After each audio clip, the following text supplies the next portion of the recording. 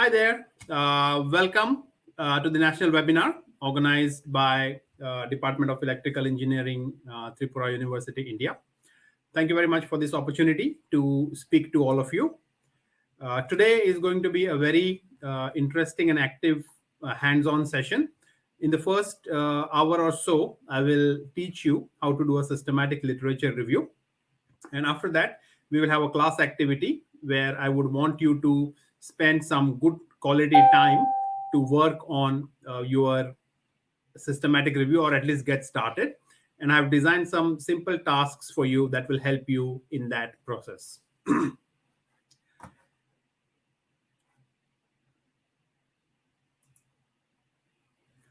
All right, so we will start off with this session. I have called this session Systematic Literature Review Paper in 2 hours. And the idea here is to explain you the basics that is required to undertake a good quality systematic literature review paper.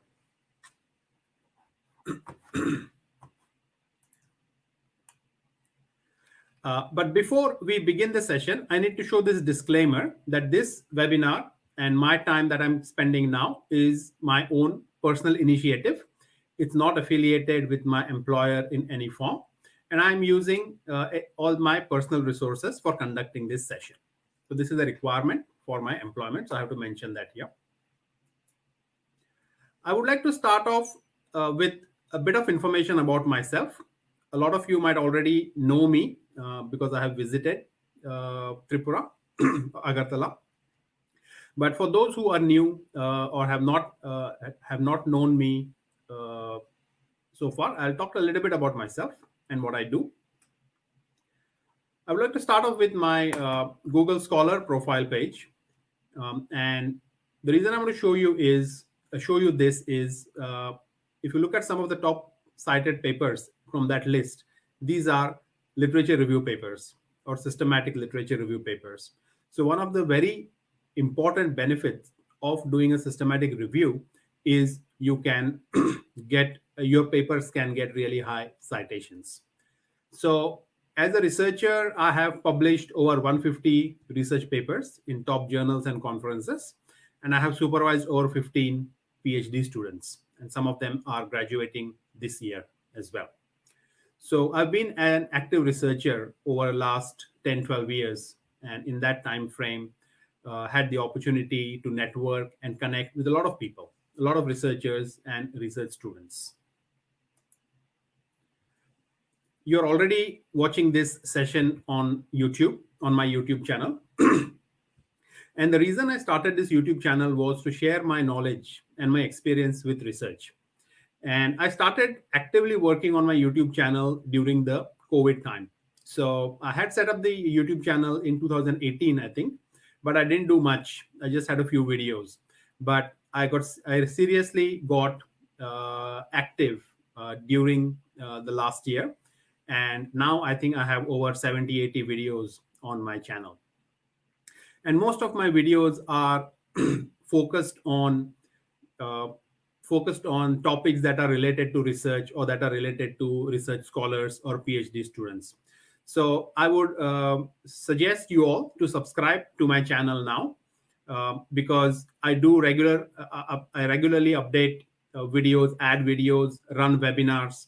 And if you are subscribed to my channel, you will know if any new videos are coming or new webinars are coming.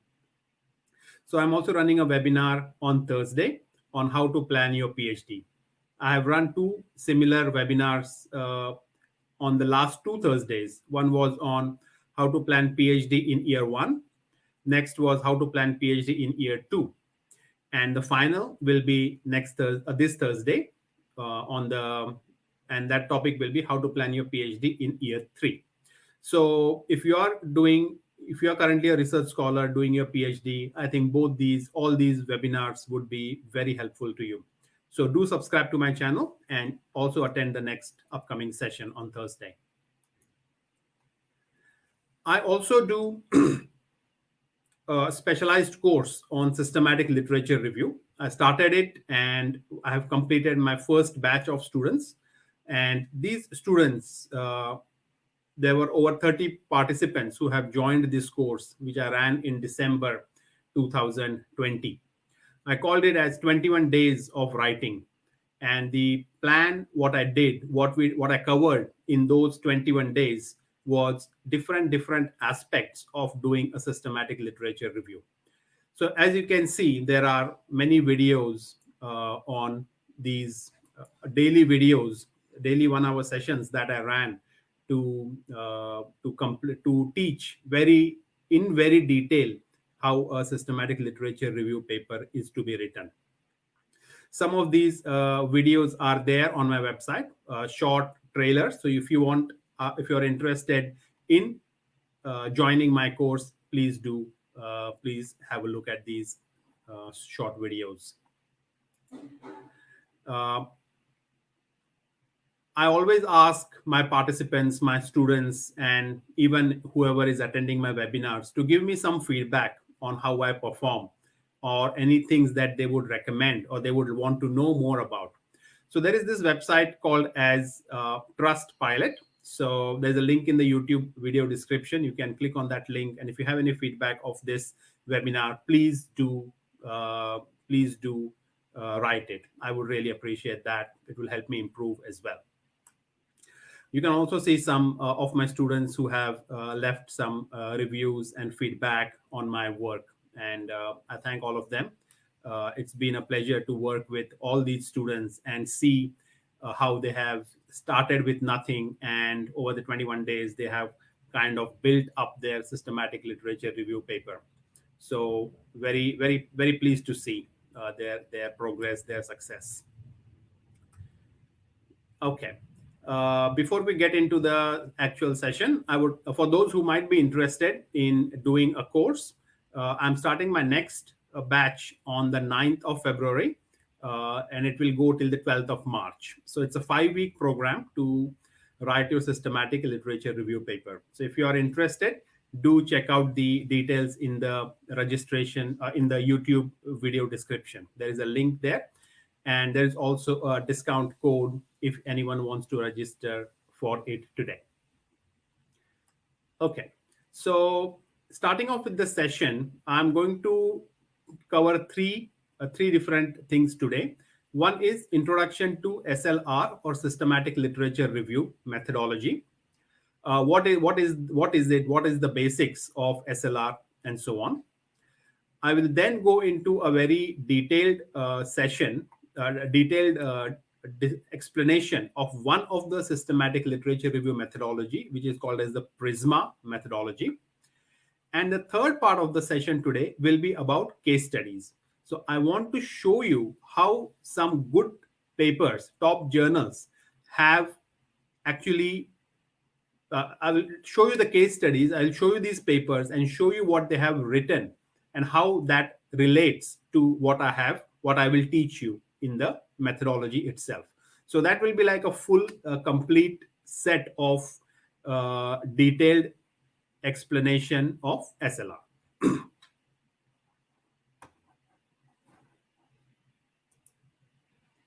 Okay, so let's begin. So the first is introduction to systematic literature review. So the first question that comes up is, what is a systematic literature review?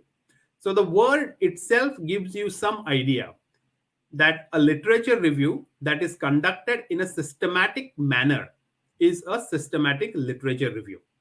And why is it systematic? Because there are certain steps that you need to follow to conduct a systematic review.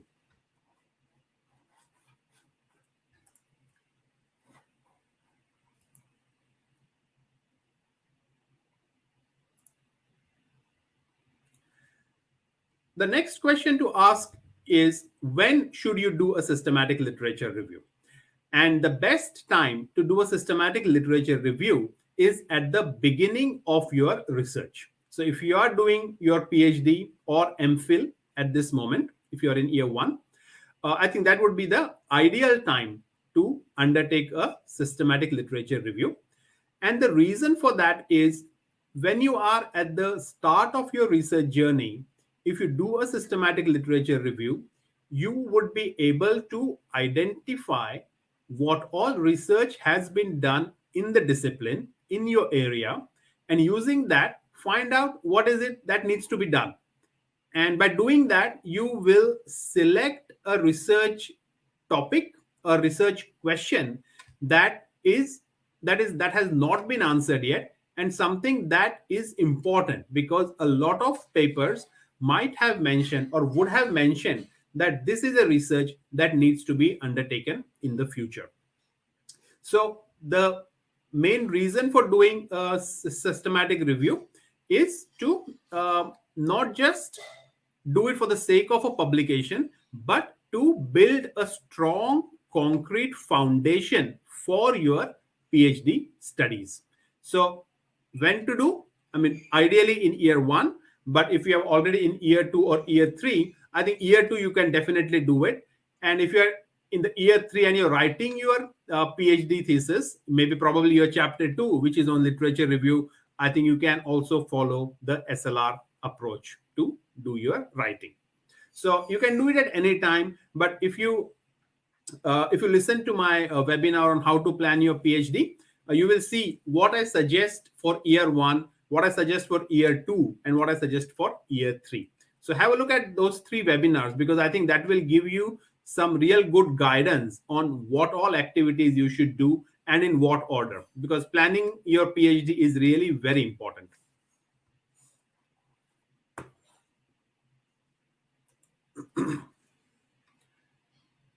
Why is systematic literature review important?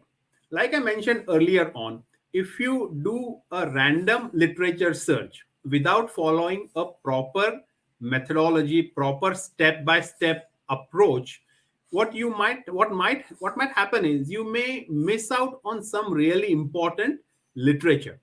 So for that purpose, we need to do a very proper and a thorough approach, a thorough method for doing a systematic review. And that is why systematic literature reviews are important. Then that brings us a question as why how is a systematic literature review different from a traditional literature review? So in a traditional literature review, what happens is the selection of the papers can be biased. So if I'm going to do a if I'm going to do a traditional literature review, I may select papers, but I may not keep a record of how I selected those papers. I may, maybe today on day one, I search some keywords and find some papers. On day two, maybe I again do a similar search and find some other papers. But I have not kept a record of what was the keyword that I used for the search. How many papers did I reviewed, or how many papers did I receive by using that particular keyword? So all that record keeping is missing. And when you don't have a proper record keeping, what may happen is you might not be able to analyze yourself whether the searches that you have done are complete, or if they are thorough or not. So that is one of the major difference when we conduct a systematic review versus when we do a traditional literature review.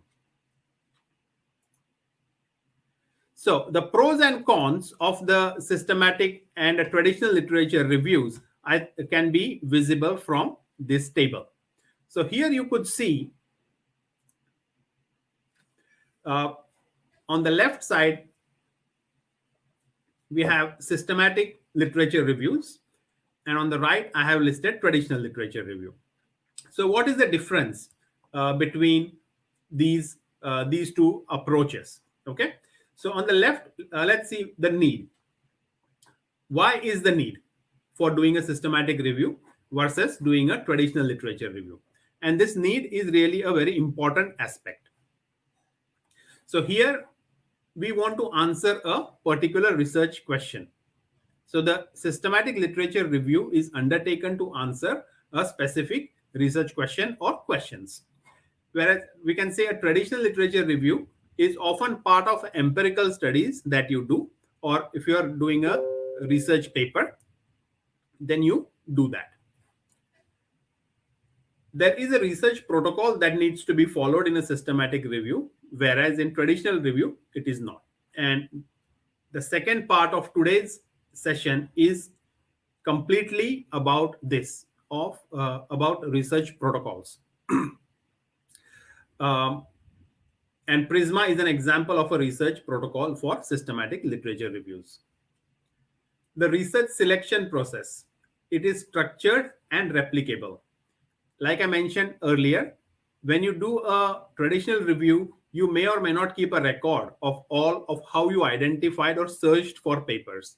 However, in this case, because it is a structured approach, you have a record of all these things. Evaluation process. I will talk more about all these elements when we do the systematic methodology, the Prisma methodology for doing systematic reviews.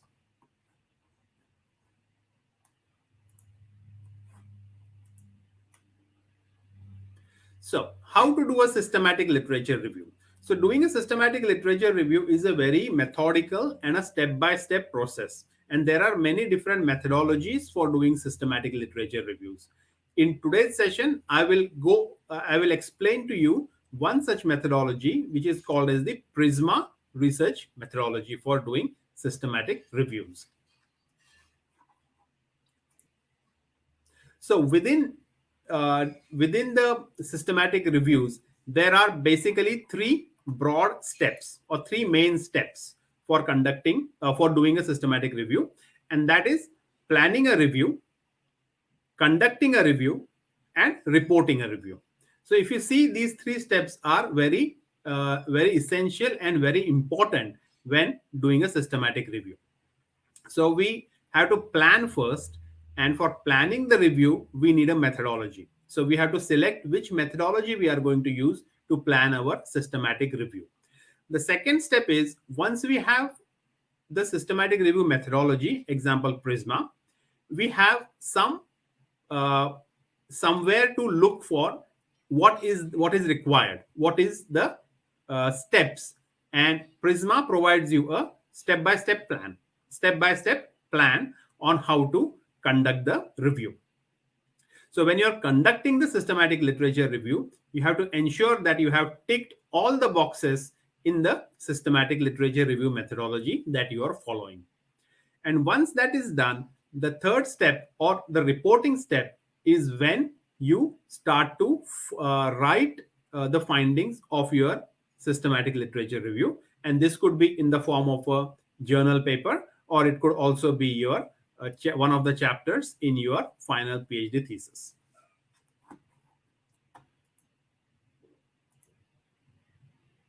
So in planning, the first or the most important question to answer in this part is the review needed? Why is it that you are doing this review? And to answer this question, one of the important steps or activities that we do during writing an SLR or doing an SLR is to study what are the existing literature reviews or systematic literature reviews that are already published. Because if you know what has already been published, then you can kind of figure out that there is a need to do a different literature systematic review, or finding a different question that you want to answer. So the first and the foremost thing is that you have to answer this question is whether you need a new SLR, and spend some really good amount of time to answer this question, because there is no point in a rush start doing a systematic review, and then later you realize that somebody has done some similar work already and all your effort is gone in waste. So spend some good time in answering this question. I guess all of you if you're planning on doing an SLR, you should have already identified whether there is a need to do the SLR that you are thinking of doing. And the second bit is having a review protocol. So what does the review protocol mean? Review protocol means the process to follow when doing a systematic literature review. And again, coming back to what I was talking about earlier, the methodology, Prisma methodology that we are going to study today is a will help us to craft a review protocol. The next phase of doing a systematic review is conducting the actual review. So here, if you see, I have listed out four main things here. One is identification, evaluation, extraction, and synthesis. So these are the four main steps in the second stage. That is when you're conducting a systematic review, you have to think or you have to consider these four steps or these four elements or the processes that you have to do. So you have to identify the research papers that you're going to study for your systematic review. You have to evaluate whether the papers that you have searched and selected, whether they are relevant or not. Then you have to extract relevant, some useful information from these selected papers to help you to answer the research question that you have identified. And finally, once you have extracted this information from the selected papers, you need to synthesize your research. Yeah, you need to provide your insights. What did you find by doing the SLR? How did you answer your research questions? What were your findings? So that synthesis part is the fourth step. And finally, you have to report your findings. And this is in the form, like I said, either you write a research paper for a journal or you include this in your systematic, in your chapter on literature review. Okay, so that was the first part of the session today. I'll probably take a couple of minutes break here and just have a glass of water and I'll join you again. In the meanwhile, if you have any questions, please mention that or post those questions in the chat window. And towards the end of the session, I will try to answer all your questions. So let's take a short break and I'll be back in a few minutes.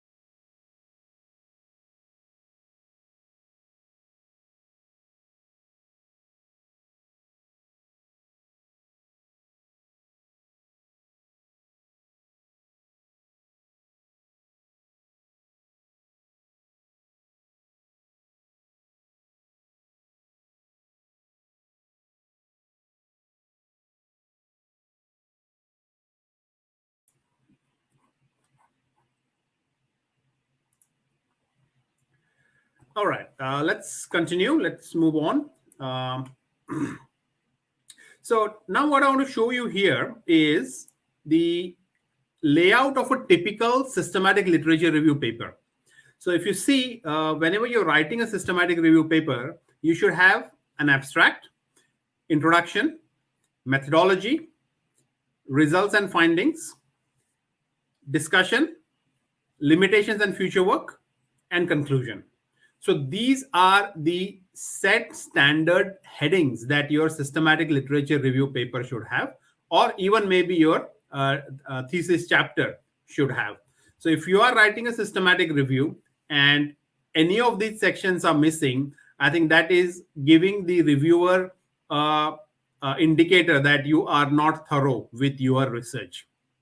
Okay, so keep in mind that whenever you're writing a review, systematic review paper, these are the things, these are the headings that you should have, and we will go through it, go through all of these things, all of these items now.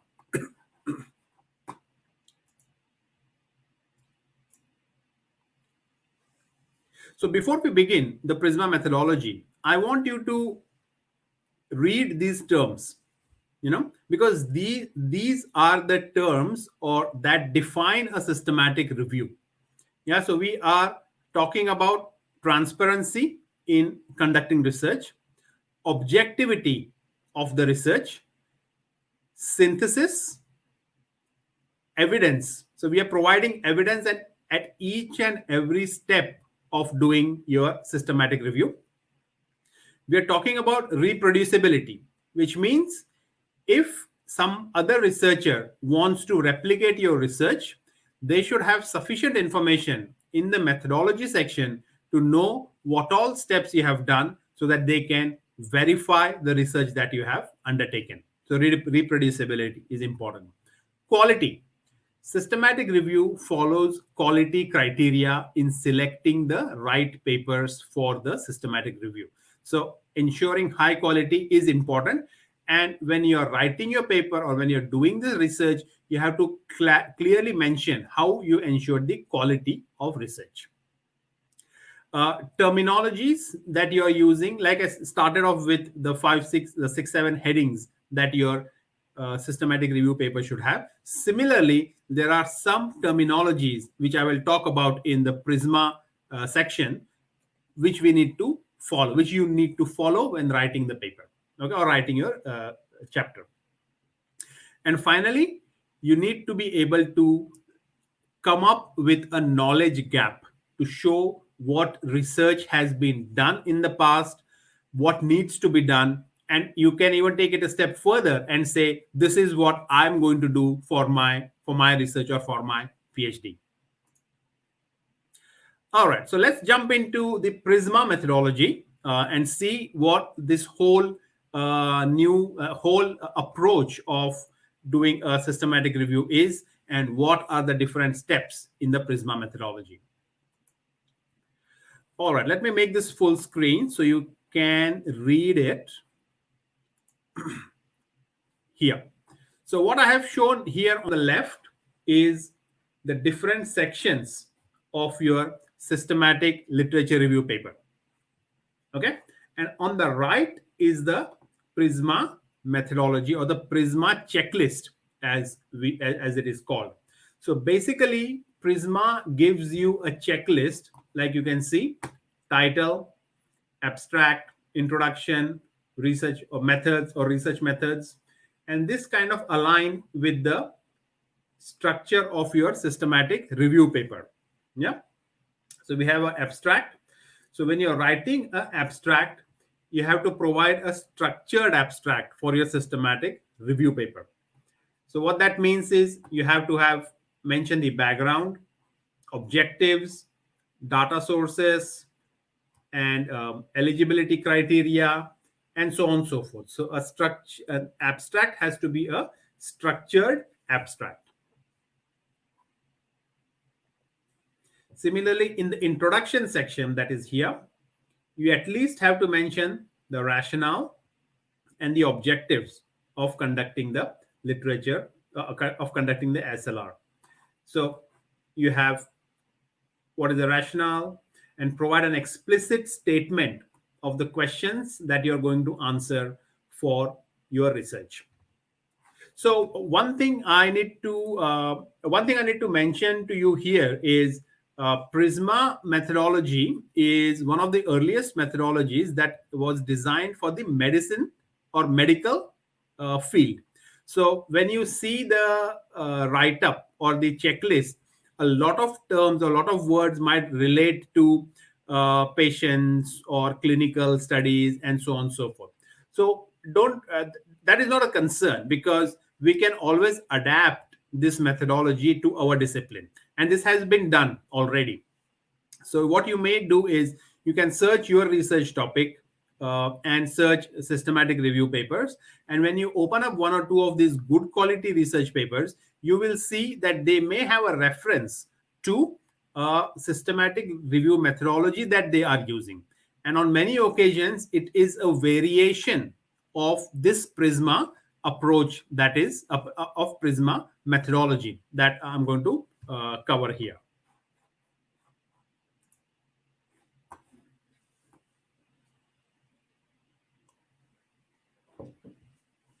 So in the methodology or the methods section, so we are talking about this section here, you can see there are many elements, many things that you have to mention, or you have to report, or you have to find out, conduct when you are doing your study, when you're doing your review.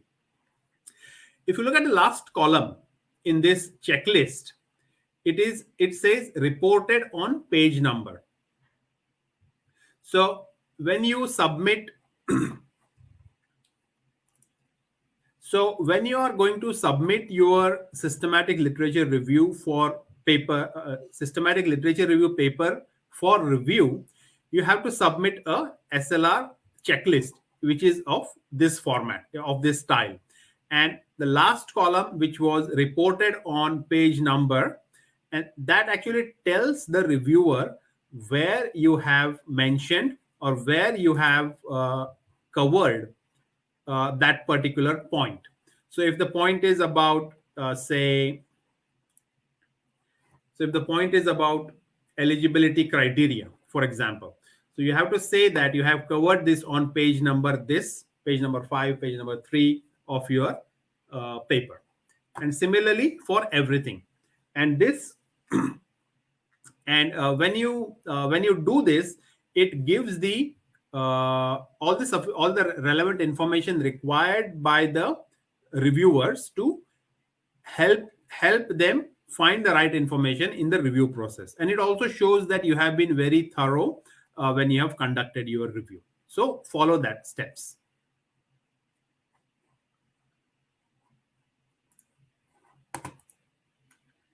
So similarly, you can see there are nearly 27 different elements or things that you have to report in your systematic literature review. Okay, so some of them relate to doing a meta-analysis. But in today's session, I'm not going to talk about meta-analysis, because this is that's altogether different additional topic. But we will limit our discussion to doing a systematic literature review. Okay, so of these 27 elements, we will do most of it, and those that I'm going to skip, I will let you know during the presentation. So now what I'm going to do is I'm going to go through each of these steps and talk more about it in detail. So let's start with the title. So the systematic literature review paper should ideally mention the word or the phrase systematic literature review. So it could be whatever your research topic is, and then you can say a systematic literature review, or you can say a systematic literature review on, and then your research topic or the research question that you want to answer using that systematic review. So keep in mind that your title of the paper should have a systematic review, literature review written. All right. The next part of the Prisma methodology is that you have to mention you have to write a proper and a thorough abstract. And when you're writing an abstract, these are the recommended subheadings that you have to have in your structured abstract. So background and objectives, data sources, study eligibility criteria, participants and interventions, results and limitations, conclusions, systematic review registration numbers. Yeah, so these are all the elements that should be there in a proper structured abstract. Satish, I saw your note, and I will post a link to that in the video description as well. I forgot to add that. I think the link is there. The description is there on this page here. So this is the link at the very bottom, but I will add that to the video description after this session. Okay, so that is an abstract. So whenever you're writing an abstract, you have to cover these topics, address all these topics. Third is the rationale. So here you need to describe the rationale for conducting the review in the context of what is already known. So what does that mean? So what it means is you have to define the importance of your research question. So doing a systematic review is a considerable undertaking. You are going to spend fair amount of your time in doing a systematic review. So you need to ensure that you're doing it for the right reason and for the right purpose. Okay, so keep in mind that the rationale has to be very clear. You have to be very clear yourself why you are going to do this systematic review. Okay, so that is the first and important thing. The second thing is you have to briefly mention the current state of knowledge and its limitations. By that, what I mean is, whenever you're going to start doing a systematic review, you need to know what has been done in the past, what other researchers have already done, or what has already been published in this space.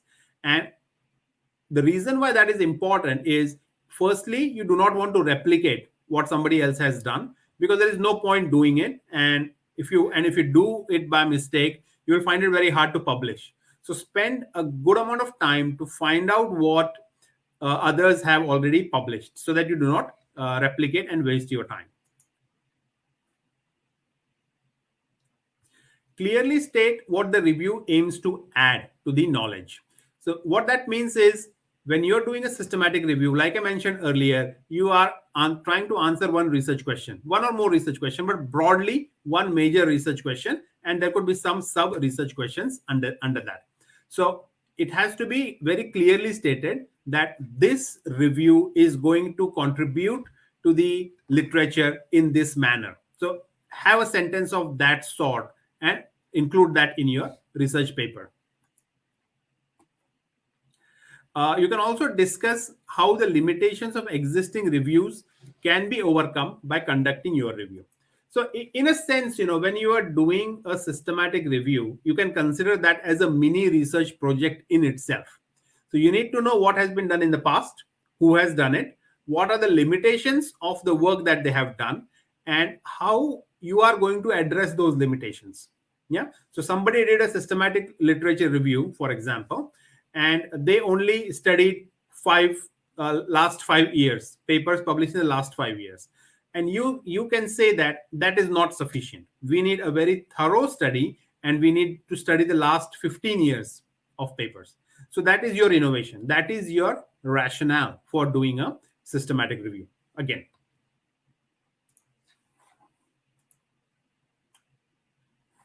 the next thing we want to talk about, or the fourth thing, is about objectives.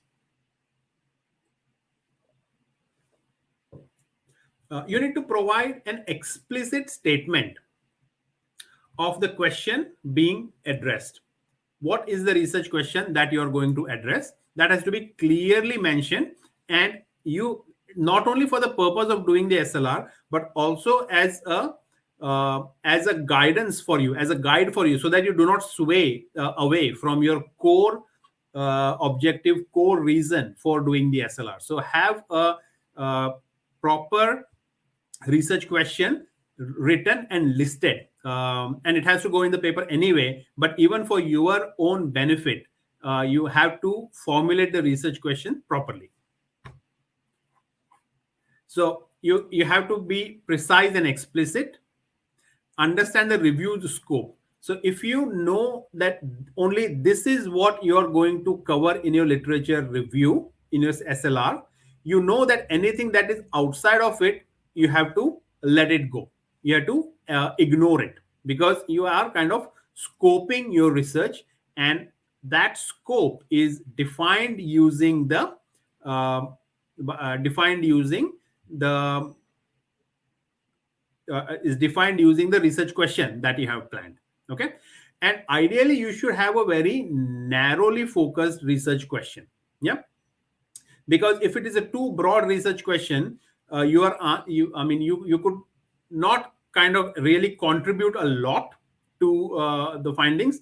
But if it is a narrow niche research question, you can be focused when finding the relevant research papers, but also the findings that you get from your SLR will also be very, very, very relevant and very to the point. So keep that in mind. Try to be narrow and niche in your SLR.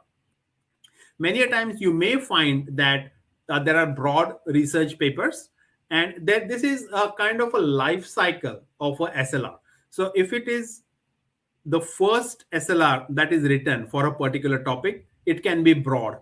Yeah, it is normally a very broad paper. However, as more and more research papers come, the differentiation for the papers has to be based upon the research question, which is kind of unique. It is narrow, it is niche. So if one of the first earliest SLRs could be very broad, covering the whole research area, but the subsequent SLRs that authors may publish, researchers may publish, would be addressing a specific niche within that research area, or a specific research question in that research area. Okay, so try to keep that in mind. So let me talk a little bit about framing a research question. Okay, so here you can see what I have is there could be a question that could be asked: what do we know about something, about a particular concept, or a concept within your research area? So what do we know about something?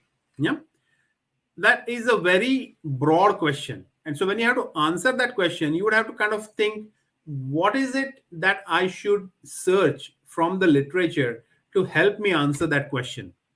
Because the question is so broad and so open, you may end up with lots and lots of research papers that you ideally cannot finish reading or reviewing in a reasonable time frame.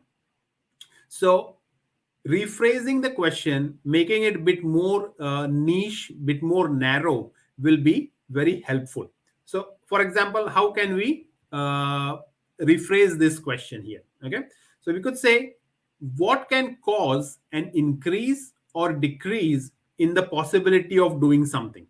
Yeah, so we are now narrowing the research question to two aspects. Yeah, increase or decrease. So now I will look for papers that talk about how can we increase something or how can we decrease something. So I have kind of narrowed the amount of literature by just framing my research question in a very narrow fashion. Yeah, I have narrowed my research question so I can answer the question correctly using reasonable number of research papers that I can find.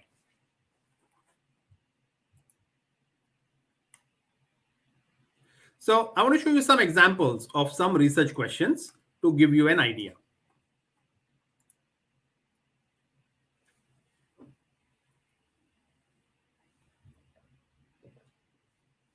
So you can see here, I have taken it from this paper. At the very bottom, you can see the name of the paper. It's an open access paper. So all the examples that I'm going to cover, all the examples that I'm going to cover in today's sessions from the papers or the screenshots that I'm showing you in the presentation, they are all open access papers. Yeah. So you all can download and have a look at those papers in your spare time. Okay, so if you look at the research questions here, what do they talk about? So we say first research question is here. We aim to identify the level of adherence towards e-health tools among vulnerable groups. So this is a first research question. And to answer that, they are doing a systematic review. Second, we aim to establish how different design and implementation characteristics influence the level of adherence. Yeah, so two research questions. They have mentioned it very clearly that this is what they are going to do. And similarly, I have identified few other research questions from other papers.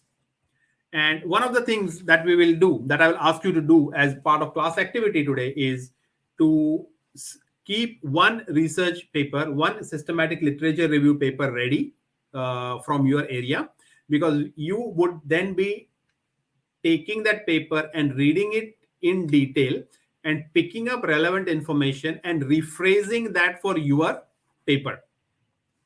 Yeah, so this is this would be a very useful class activity to take one paper, and I will tell you what all information you need to look for from that paper, maybe a couple of sentences here and there from different sections, and to rephrase that. So at the end of today's session, you will at least end up with, I think, probably 30 or 40 sentences, that you would write in today's session. So if nothing, that is your takeaway from today's session. So I'm very, like I said, very hands-on. I want you all to start writing, because writing is the most difficult part I find amongst a lot of students. So getting you to write and creating ways in which it will stimulate your writing experience, I think, is what I want to, what I like and what I want to achieve. I want to achieve from today's session as well. So let's look at this question in a bit more detail. So the aim of this paper is exploring and understanding how design can contribute towards a CE transition through adoption of DFX approaches. So you don't need to worry about what CE and DFX means. Those are specific keywords for that particular research, and more details will be there in this link. But if you have a clear, crisp aim, like what you can see here, it gives you a very strong way to follow it. Similarly, another research question from this paper. This paper aims to examine the current advances in thermoplastic recycling processes via additive manufacturing technologies. So here there are two phrases that are limiting the scope of this research question, of this research. So what is that? One is thermoplastic recycling processes. Yeah, so it is not just recycling. Yeah, researchers are focusing on thermoplastic recycling, and not just through any means. They are limiting their scope by additive manufacturing technologies. So you can see how a research question is framed so that it can benefit, so that it can be narrow and niche. And similarly, one more example. All right, the next step is protocol and registration. So what does that mean? So if you look at here in detail, so a protocol pre-specifies the objectives and methods of the systematic literature review, indicate if a review protocol exists, and where to find it, and any protocol amendments, if you do, they are also possible to be included here. So in a protocol registration process, defining a protocol, what we are doing now when we are studying the Prisma methodology, or when we are following the Prisma methodology, we are actually coming up with a protocol. There should be 27 elements of the Prisma methodology, and everything that you answer to those 27 points becomes your protocol. Yeah, so any other researcher who wants to replicate your research, they can easily follow your follow your research, and that is the research protocol. The second bit here is that of uh, registration. So it is not a very popular among non-medicinal researchers at the moment. But what happens in the medicinal field or medical field is, if you are going to do a systematic literature review, you register that review so that others do not replicate the same study, or the others might in fact join you in doing the systematic review. So imagine a website where you can post your review research question, that this is the research question that we are going to address using a systematic literature review, and we have started it, and so this is for your information. So like that. So registration is is kind of important, but it is not followed in all other disciplines. All right. The next thing we want to discuss is eligibility criteria. So what does eligibility criteria refer to? So eligibility criteria, if you can see in the figure on the left,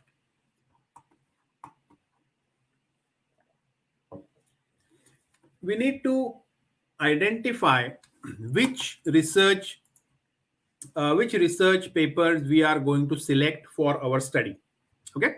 So when you search for a specific keyword, you get a lot of research papers, but there has to be a criteria that makes these papers eligible to be included in your systematic review. So this slide is talking about that. So here you can see that the eligibility criteria is study specific and report specific. So what does that mean? So study specific means what the focus is on research studies. So it could be about the which type of research papers you are going to select, and basically the answer to that is which those papers that help you to answer your research question.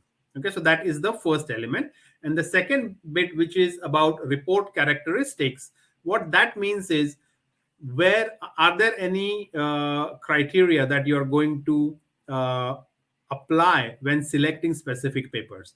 And in that context here, you can see we will say that we will only select papers that are published in English, or that is the report characteristics.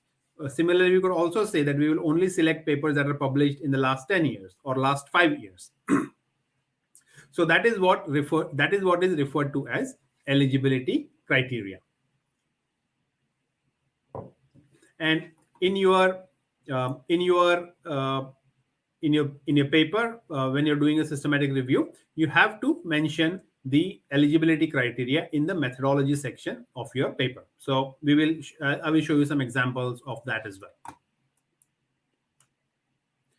well. So some examples of inclusion and exclusion criteria you can see here. Let me just zoom in.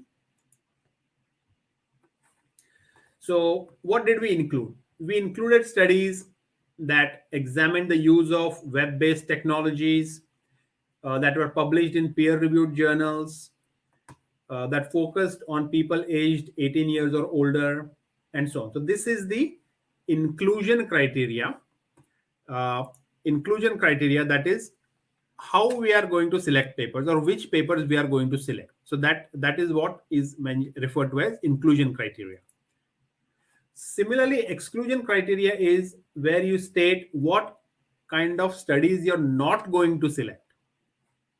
Yeah, for example, we excluded qualitative research design, case studies, opinion papers, literature reviews, and so on. So when you're doing a systematic review, you have to be clear to yourself as to what types of studies you're going to include and what types of studies you're going to exclude. So both of these things are important and has to be reported correctly. So this is one of the things that you have to report as well in your paper. Okay, so I'll take another few minutes break, have a glass of water. Till then, you can just go through the links that I have in my YouTube video description. And if you have any questions, do post it, and I'll join you in a few minutes.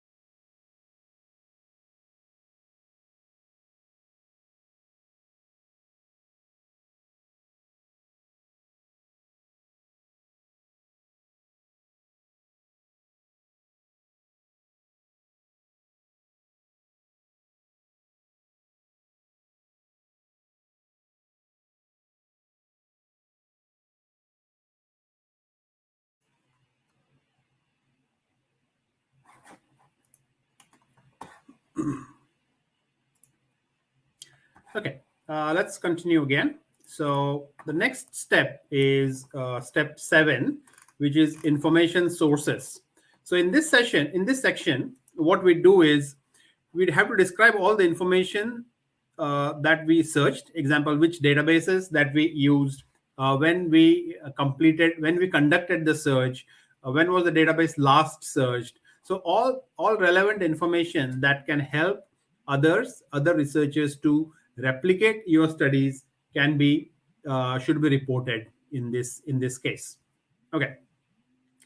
uh, Also report who developed and conducted the search. Normally, what is recommended for a systematic literature review is that there should be at least 3 or more participants or researchers in doing conducting a systematic review. And the reason for that is, if you are just a one-man team doing a systematic review, it can be very much biased on how you select the papers, how you categorize them, how you review them, what information you extract, and so on and so forth. So it is recommended to have a team that works on the SLR, which is why here you can see this statement, which says that report who developed and conducted the search. So it may happen that as a team you have developed the protocol, but maybe the first author conducted the search and downloaded the paper. The second author helped to categorize the research in different areas, and so on. So that is very important for information sources.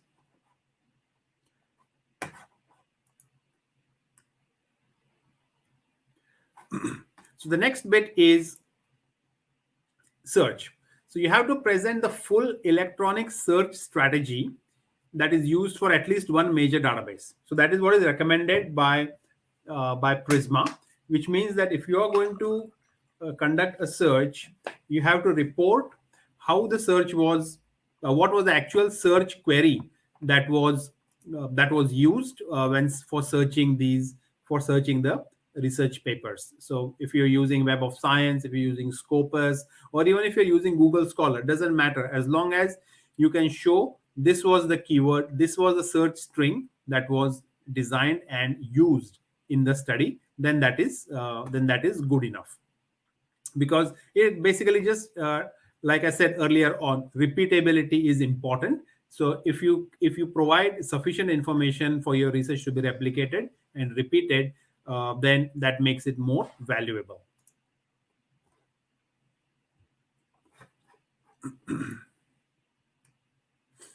So let's see, here is an example of how the search was done.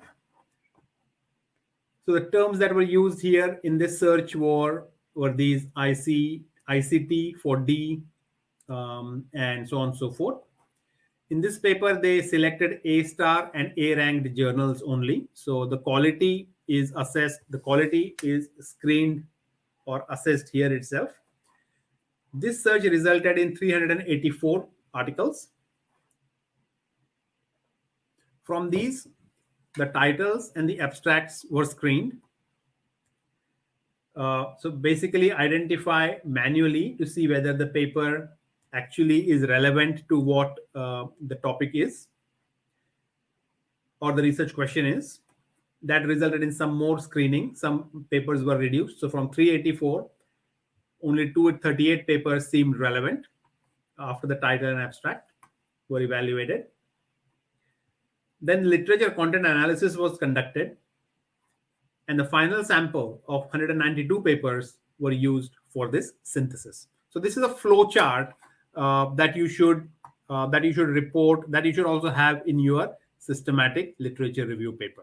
Okay, so that actually shows the steps that you have followed, the step-by-step screening process that you have undertaken, and the final result that you have got.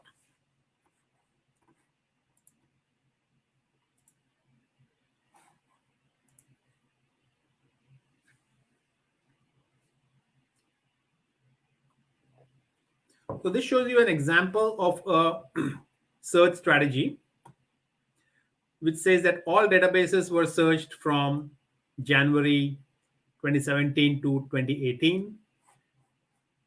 We checked two main set of keywords: e-health tools and corresponding synonyms, health disparities and corresponding synonyms. So these were the two keywords that were searched with their variations or with their synonyms. In this section, one thing that is mentioned here, this line is important. After the initial selection of studies, we checked their reference lists for additional literature. So what that means is, or what this refers to is a process of uh, looking for additional references or additional papers that would otherwise not have been found based upon the keywords that you have searched. And this is called a snowballing technique. Okay, so snowballing is looking for research papers by looking at the reference list of the selected papers that you have, and it may be that you would find some relevant papers by doing that. Snowballing can be forward and reverse snowballing. So forward so what that means is, one is you can look for papers that are the reference lists of the paper that you have currently reviewing, and the second is you can look at which other papers have cited this paper that you are currently reviewing. So both forward and backward you can check, and that will give you some ideas for new papers that you should include. This is again another example of the flow chart. So I'll not go through in detail with this, as I'm cautious of the time.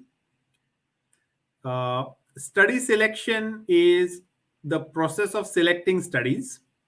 So there is no standard process as such of what studies you should select in a review. But whatever you select, whatever is your reasoning for selecting up specific studies, you have to mention that, you have to report that in your writing. Data collection.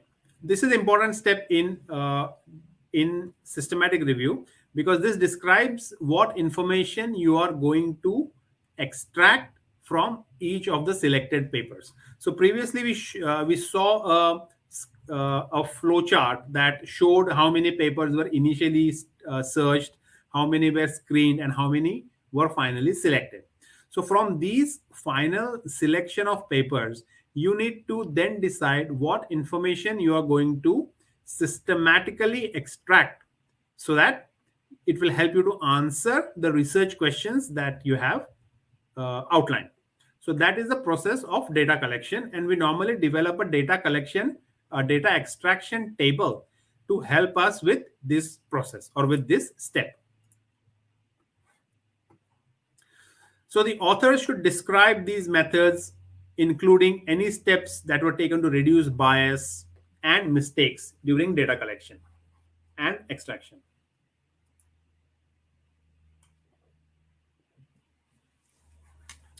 So to help with the data collection, what makes it very systematic or methodical is to identify what kind of data items you are going to extract.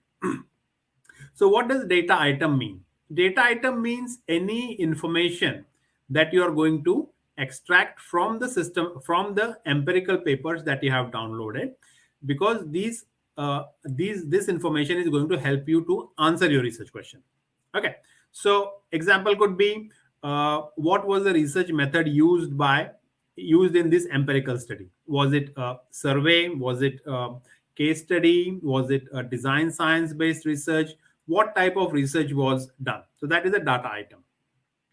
Similarly, you could identify what was the data set that was used in doing this empirical study.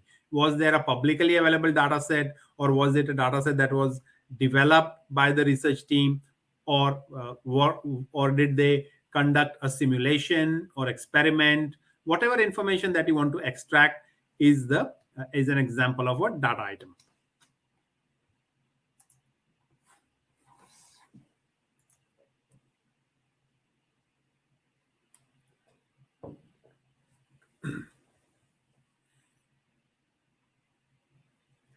Another thing that you can report, and this is probably more relevant to the medicine or medical field, is risk of bias in individual studies. So basically, what this does is gives you the opportunity to describe the methods that you have used for assessing the risk of bias in individual studies, how this information is to be used in any data synthesis, and authors should provide a rationale if no assessment of risk of bias was done. So, for example, if authors exclude specific studies from the review or any subsequent analysis on the basis of the risk of bias, they should tell the readers which studies they excluded and explain the reason for excluding those for reasons for that exclusion. So this is important because, like I said earlier on, we need to provide all possible information that helps the another researcher or research team to replicate our research. So if there are any reasons why we have specifically excluded some studies, you should mention that.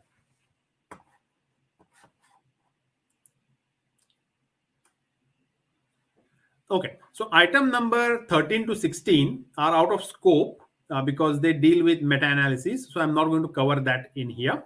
But if you are interested, you can read the Prisma guidelines and you will get more information on that. So the next item is study selection. So here you can see what is the characteristics of the selected studies. So on the basis of the search strategy, and now we are talking more about how the different studies that we have selected for our research, for our SLR. So in this case, you can say we presented the selection process through a Prisma flowchart by applying English language filters, that is, the used papers from 7 to 2017. So the entire process of actually how you have done the systematic review should be reported in this item number 17. Study characteristics. This shows the different studies that you have selected, the years and the studies that were chosen. And you can categorize it based upon the year of publication, the country where the studies were conducted, what was the type of the study. So it could be a design science study, a quantitative study, a qualitative study, a case study, depending upon what kind of research it is that you have done. Another continuing example. So these could also be examples of the data items. So the data items that you're going to extract from your paper could be these things. These could be the data items, and this is the information about that particular data item. Okay, I'll skip this break. I don't need another break here to continue with this. But basically now I think you have got a good idea of some of the steps. But like when I see the comments that I notice here, you wanted some examples of how actually the systematic literature review is done. So I have 3 or 4 systematic review papers that I have selected that I will take you through to explain the different aspects of doing research, of doing the systematic review. So before getting into that, I want to spend a few minutes, a little bit of time to talk about how to criticize or critique a research article, because that is the step that would be required in the when you are actually writing your research paper. Okay, so let's go into that a little bit more detail.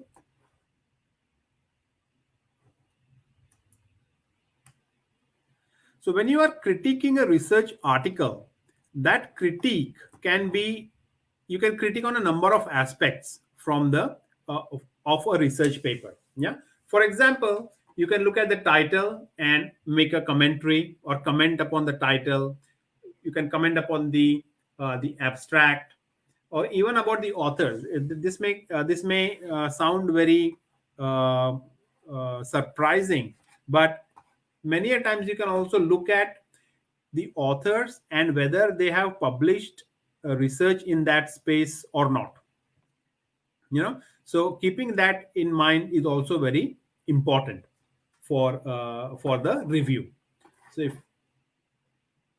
So when you start thinking about what is it that you want to comment or what is it that you want to review, these questions will help you and will guide you to some things that will help you to answer, or some things that will help you to critique a particular paper. Say, for example, you want to comment on the abstract of one of the empirical papers that you have selected for your SLR. You could say that you could answer some of these questions or ask yourself these questions, and the answers to these questions will help you to come up with a reasonable critique for that particular paper. For example, does it explain the purpose of the paper? Does it explain why the research was carried out?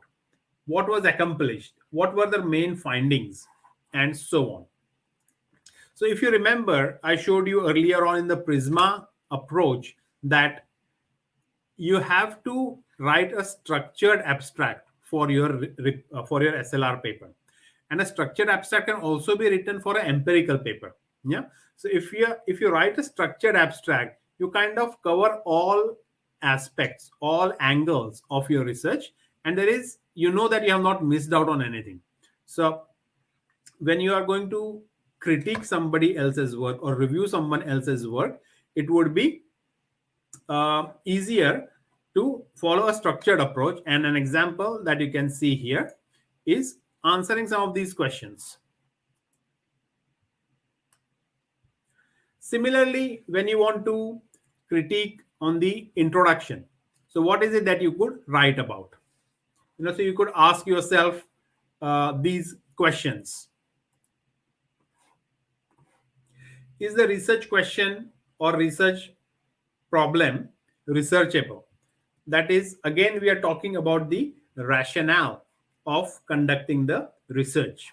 Was it really an important research question that needs to be addressed? I mean, you can comment on that, because if it was not really a useful research question, then why spend your time and effort in doing that review itself?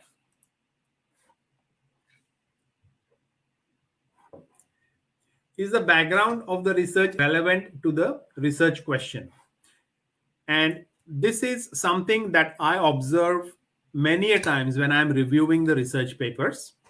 And what happens is, you might have written a paper earlier on, you have some literature review section that you have included there, and you try to not change that section because it is a literature review. It's a small section in an empirical paper, and you don't change that. And then there is no good connection or relation between what is included in the literature review of your empirical paper and the actual research that you're doing. And this is very common. I see a lot of researchers doing that, and this just shows that you have not been thorough. Your research is not that thorough, and just gives some red flags to the reviewers. So try to avoid that.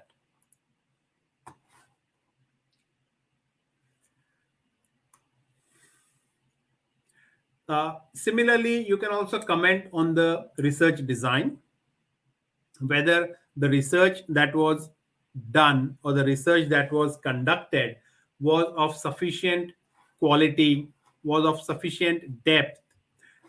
Did it describe the participants, the procedures, and was that description of sufficient detail or not? So any kind of questions that may come up when you are reading a particular SLR, a particular empirical paper, those questions should have been answered in that paper. And if those are not answered, I think that's an opportunity for you to write a critique on that element of that selected paper.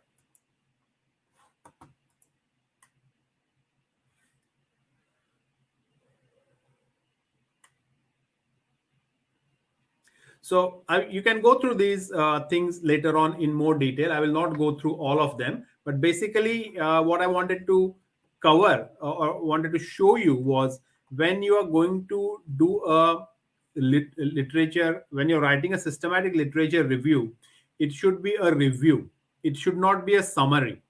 Yeah, so it is not a systematic literature summary. What happens and what I have seen very often is a systematic review paper is sent for review, and what we see is that there is no review as such. There is only summaries. Author 1 did this, author 2 did this, or study 1 did this, study 2 did this. What a review is a critical evaluation of every piece of literature that you have covered in your SLR, which is why I had this 4 5 slides to talk about how you should review a paper, because that is what has to go into your SLR. So in an SLR, I do not want to see a summary that these studies have done this, that I can easily read. But what I want to know that is, as a researcher, as an expert in this field, what is your opinion about these studies that you have selected in your review paper? Okay, so be very careful that we are not summarizing literature. We are, in fact, reviewing the literature. We are criticizing the literature, and that criticism, that insights that you get by evaluating each and every paper thoroughly will help you to identify the right research questions, the research gap, and that research gap will help you to frame a good research question that will be very helpful, very useful for your PhD, or for even if it is just a independent research study that you're going to do. So be very spend a lot of time doing this activity very clearly and very thoroughly.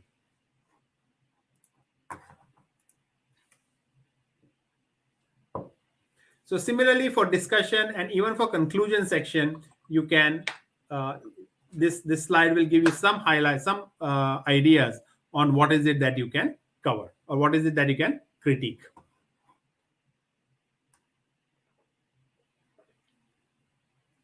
Okay, so I'll probably take a couple of minutes break here. Just been speaking for quite a long time. So give me a few minutes, and then we will. The next section will be on. The next session will be on. I'll show you examples of existing SLR papers and how these papers have addressed the concepts that I explained to you earlier on. So this will be a very exciting part of this overall, all of this session. So don't miss that, because you can see real hands-on on what people have done. And this is what I want you to do as well for the class activity. Okay, so a few minutes for me to just catch up, and I'll see you shortly.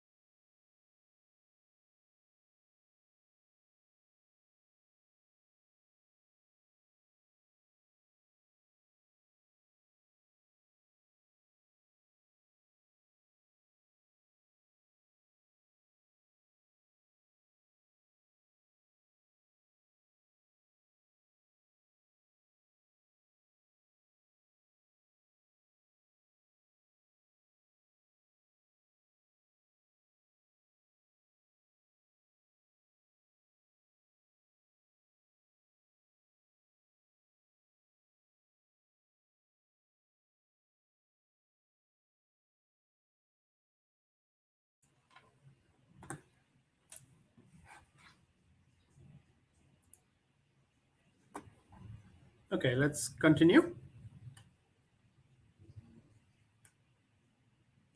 So in this part of the session, I'm going to talk about several case studies, that is published SLR papers, and I'll show you how these different papers have covered the different things that I have taught you so far, or I have covered in this session. So this is the first case study.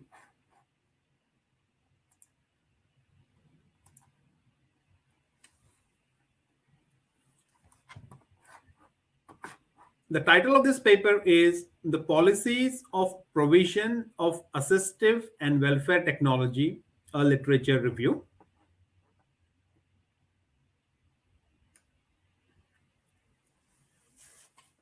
So if you look into this paper here,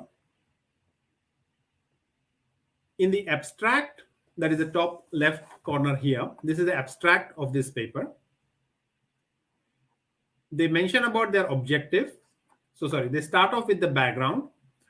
Like I mentioned, you have to have a structured abstract for the systematic review paper.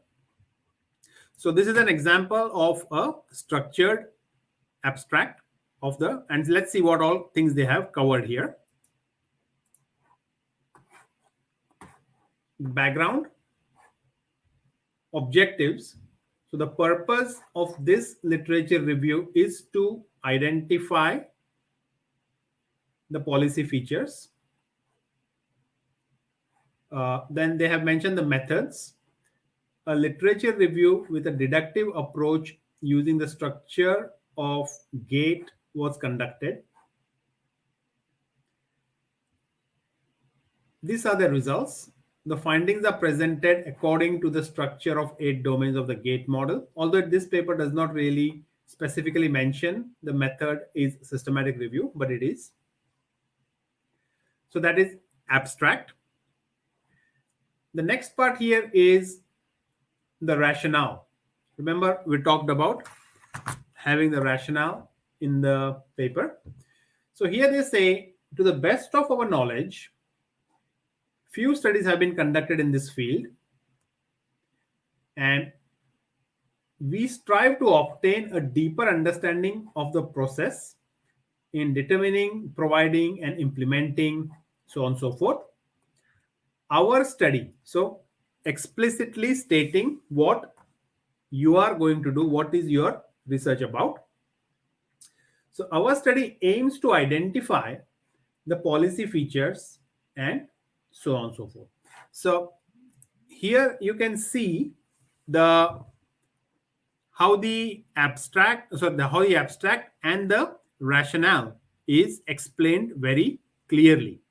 So what you can see, what I want you to start thinking as we are doing this, going through this part of the session, is look at the sentence structure, look at how some of the common things are mentioned in different SLR papers, because for the class activity you have to do this for your research paper. Okay, so keep a very close eye on how I'm covering this, explaining this, and keep that in mind that you have to do it as well after this session.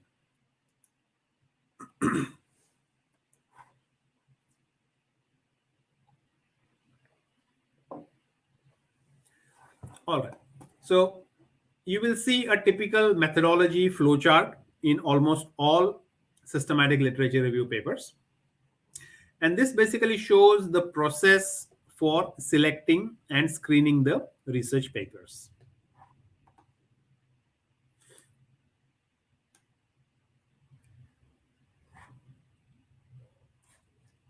Look at this heading here, study selection and qualitative analysis.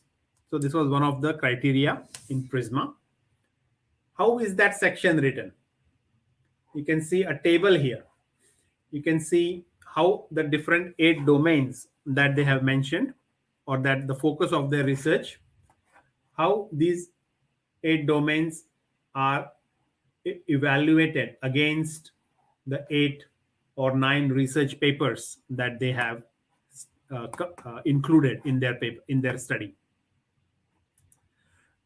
then you can look into the details. So in the results section, they have picked up each of this policy, each of these elements like policy, assessment, procurement, technology, and so on. And they have given a synthesis. So this is just a small screenshot of their write-up. I have not covered the entire section because that's quite a lot, but I just want to show you that each element or each dimension that they have chosen here, they have compared how this dimension is being assessed by these various research papers in their study, and they have criticized and given a write-up of their research. So this is what is expected from you as well if you are going to write your systematic review paper.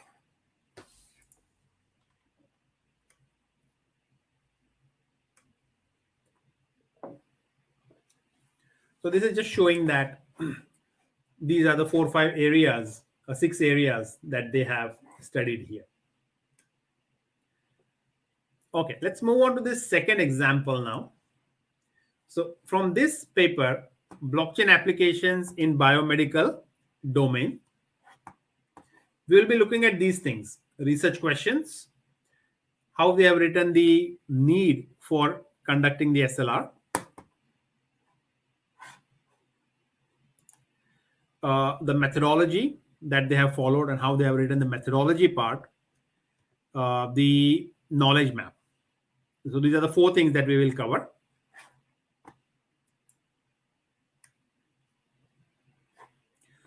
All right, so let's look at this bit here now. Starting off with the abstract. In this paper presents a scoping review of scientific literature to map the current research area of blockchain applications in biomedical domain. So how have they scoped the research here?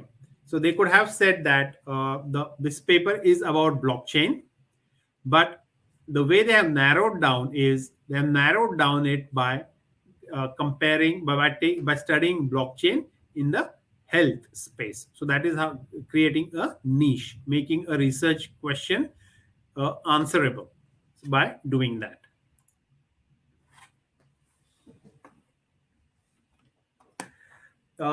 In this, they say they have followed the Prisma methodology. So it clearly mentions in the abstract. Study was done in August 2018, and they identified 47 research papers. And many of these papers, some of the findings are that majority of the studies are conceptual or architectural, not concrete, developed solutions. So that's the abstract. I have a copy of the kind of a table of contents of this paper. And here you can see introduction, methods as it's stated in the Prisma, goal and research questions, protocol, eligibility criteria, information sources and strategy, selection of sources, data charting or extraction, synthesis of results. So this is the protocol. So if you compare that with what I showed you at the beginning of the session, the Prisma checklist, you will find that these are some of the elements that are mentioned in the Prisma checklist for you to follow. And this is how this paper has actually reported these checklist items.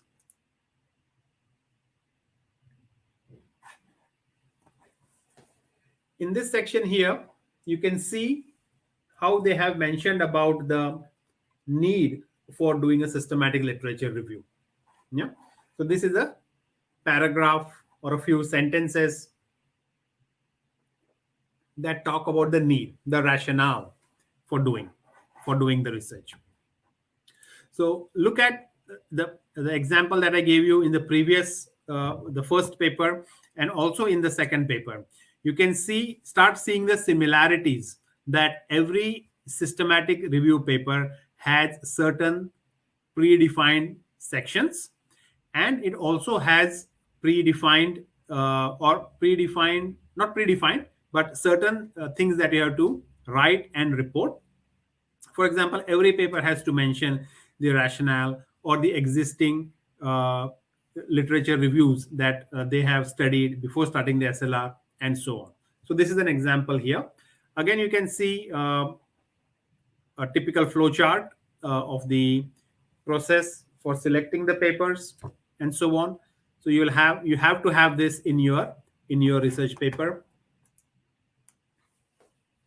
Research questions, they have 5 research questions in this paper, and you can see these questions clearly identified, and they are not overlapping with each other. Based upon the answers or based upon the evaluation of the research papers, they have come up with a knowledge map.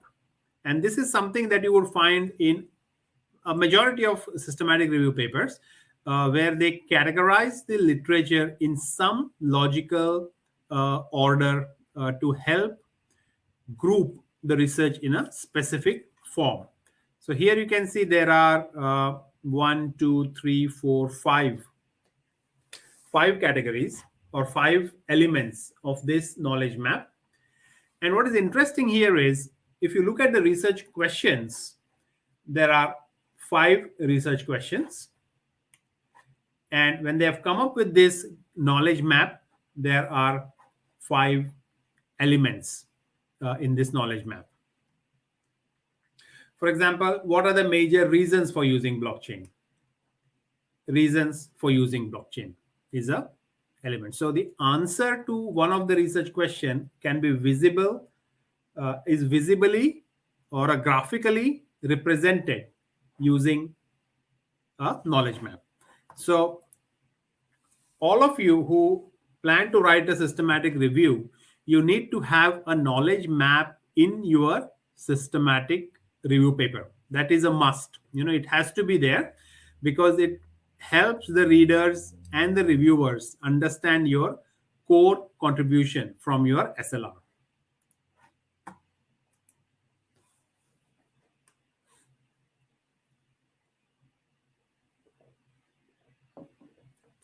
Let's go to the third paper now.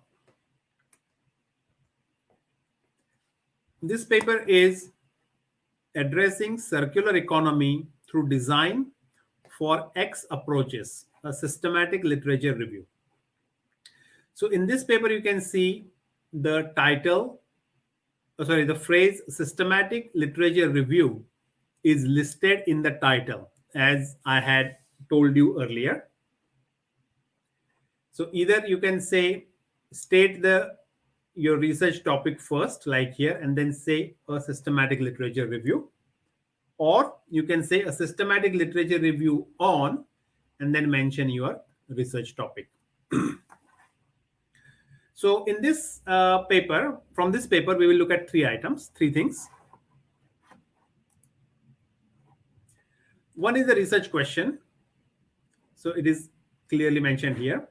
The aim of this paper is exploring and understanding how design can contribute towards a CE transition.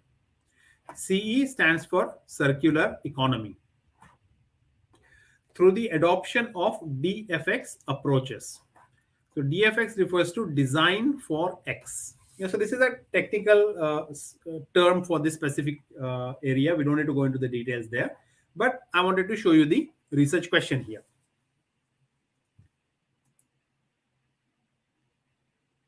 Now look at this part here. I have selected sentences from the materials and methods section, or the methodology section of this systematic review paper. And what you can see here is a lot of different things that they have nicely organized in this paragraphs. So they have mentioned the research question that is here.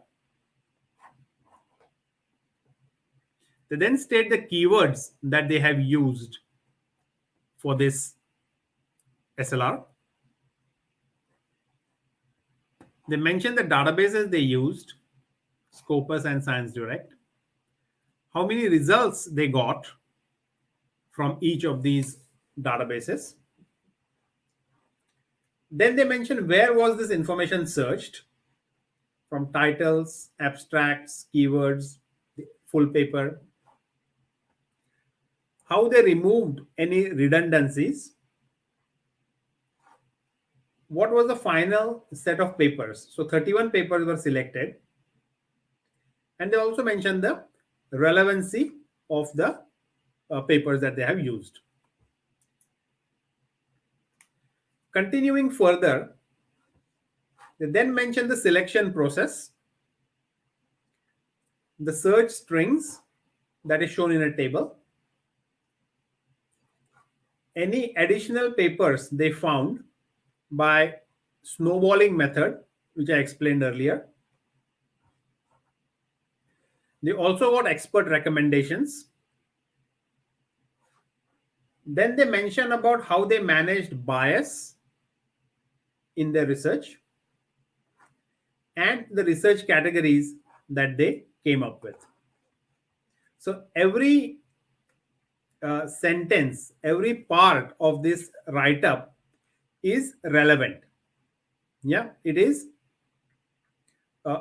contributing, providing information as per the Prisma guidelines. It is reporting as much information as possible so that it complies or it aligns with the recommendations of Prisma methodology.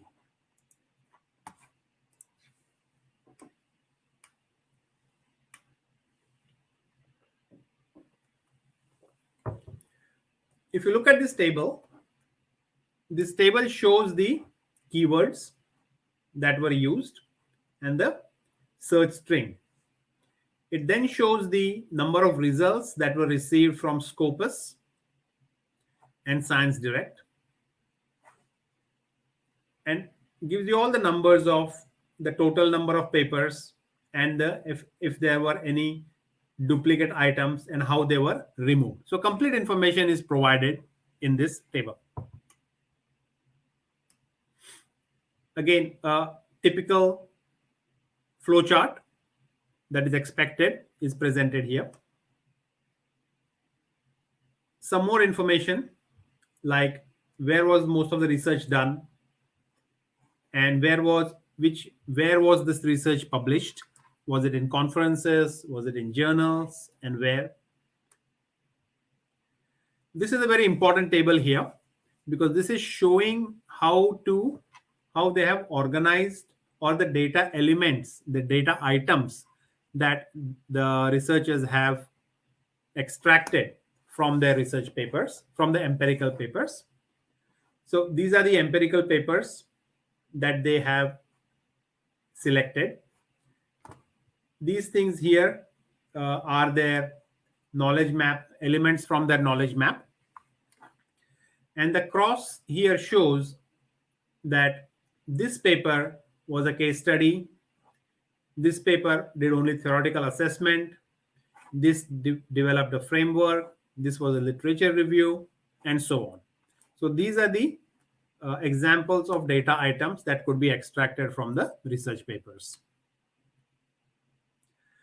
Another representation. So in this representation, you can see that these are their 6 or 5 elements of their how they have categorized their literature, and these are the papers under each category.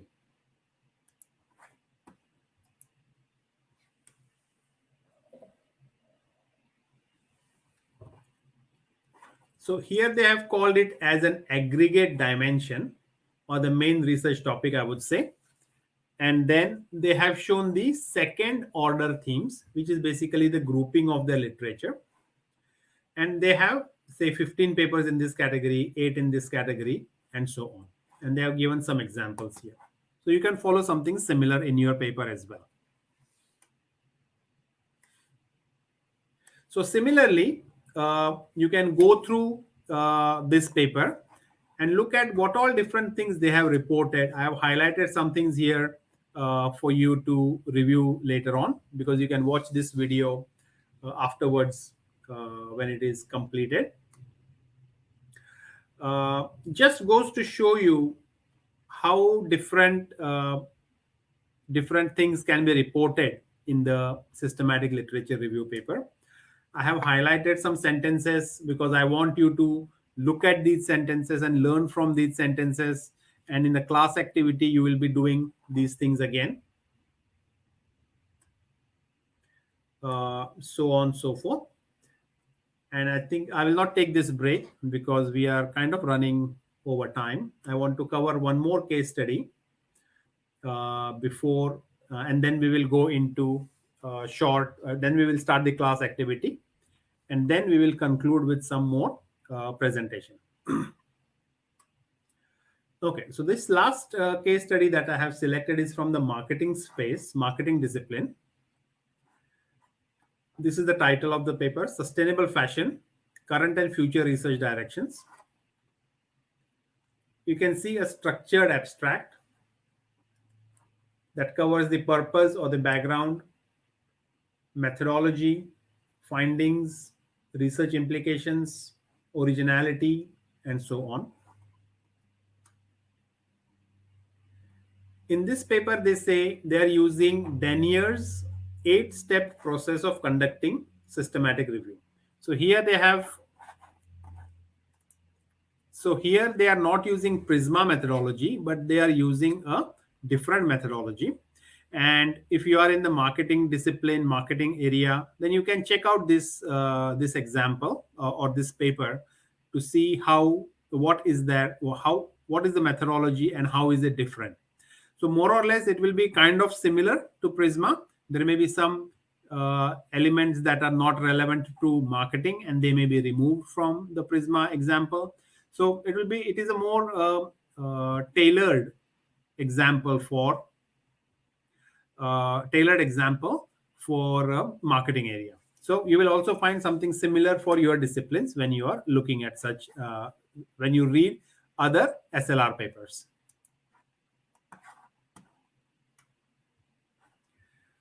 Another example of a flowchart that you have to include.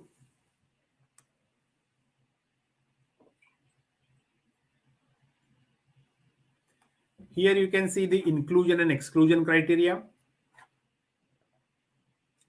And what is interesting here is that they also have given a justification for why they included something and why they excluded something. So this is also a good practice. So if you are doing research, or if you're writing a systematic review, it is helpful to make your studies more thorough, and you can do that by looking at how other research papers, other SLR papers are written, what have they reported on, which kind of tables they have included, and it is a matter of following this. And for that, I strongly recommend you choose Q1 or A star journal papers. Do not as your benchmark or as a guide when you're writing your paper, because that is the best quality research that you can find. So if you follow that, your research will also be equally good.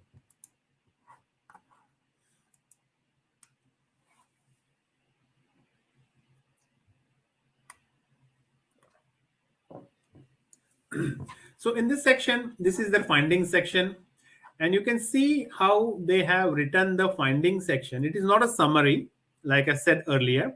It is not just author A saying this, author B saying that, but it actually written in a form of a narrative. Yeah, it is written where different research findings are kind of weaved together in a nice paragraph, in a nice sentence format. So look at these examples, very helpful for you to learn by watching and how they have covered different elements. I have also color coded them, so you can see whichever different color that I have used talks about a different part of the literature of the SLR. I found this table interesting as well, so I have included it here. If there are some specific terms that are important to you, or that you use in your research, it may be a good idea to kind of define them in a tabular format like it is done here.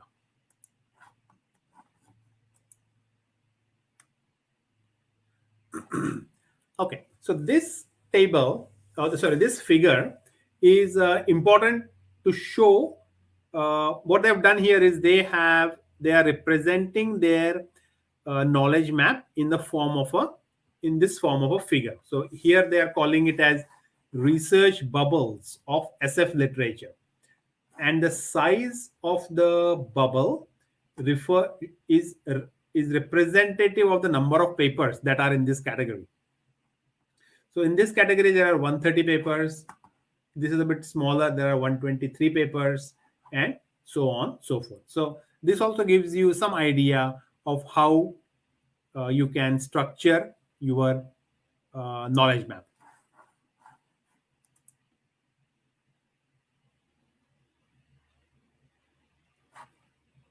So in this table, you can see 1, 2, 3, 4, 5, 6. So these are the same elements from here, 7 research areas, or research bubbles as they call it here.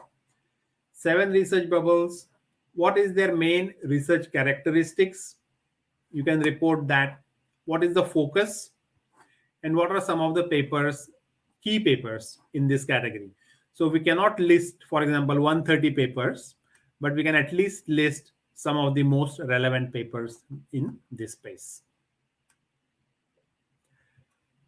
This table shows you the different studies and their research methodologies. So the empirical studies selected for this paper,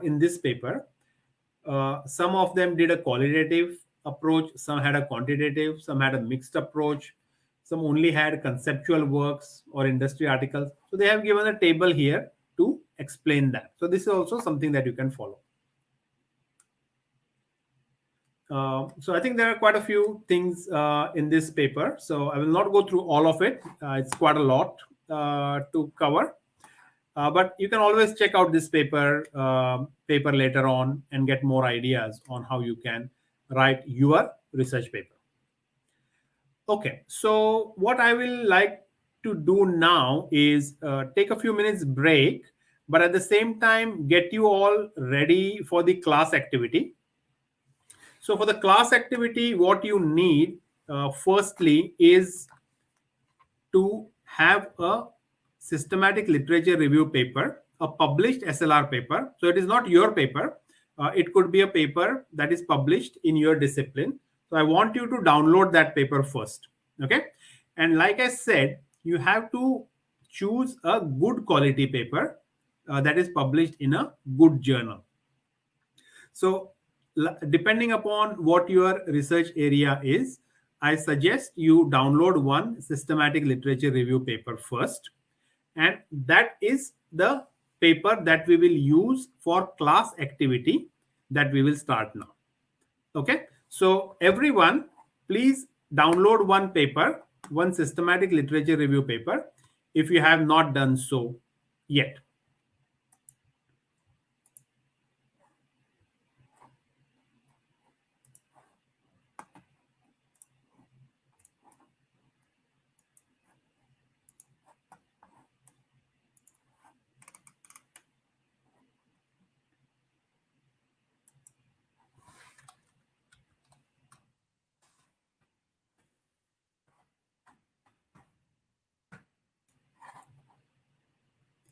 Okay, once you have downloaded the paper, I want you to go to this link that I'm copying in the chat window, and it is also listed in the YouTube video description. Okay, so the class activity is you have to go to this link and open that link. It is a Google form. So once you have opened the form, please just leave a message on chat window that you all can access that.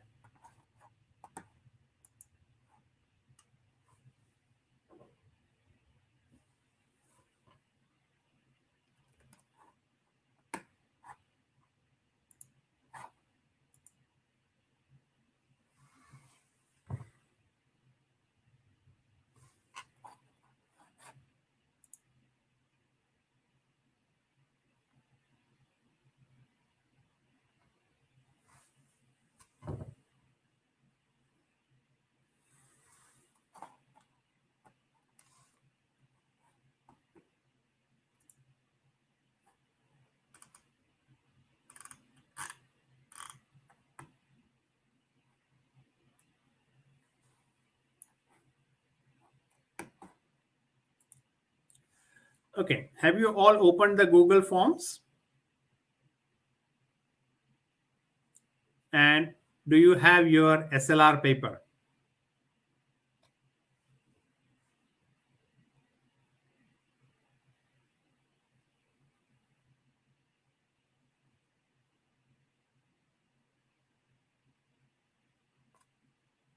Okay.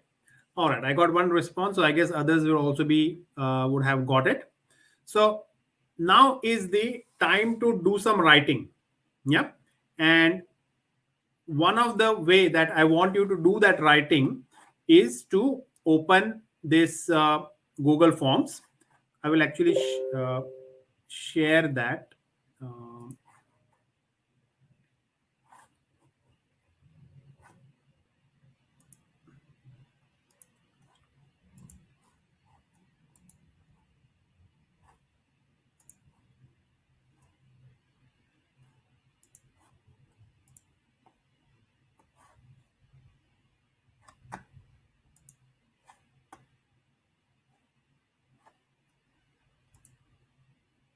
Okay, so this is the class activity.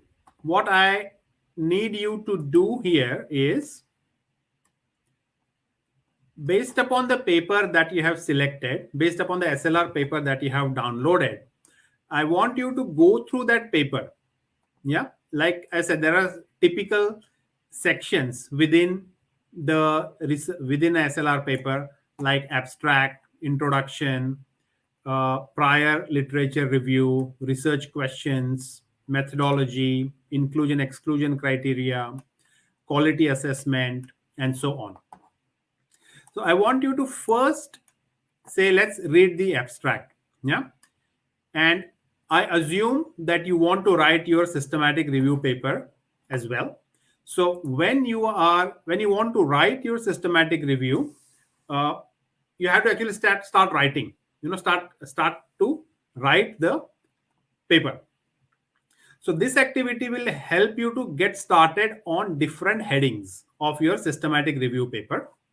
So read the abstract and see which sentences from the abstract you like and something that you would want to incorporate in your SLR paper.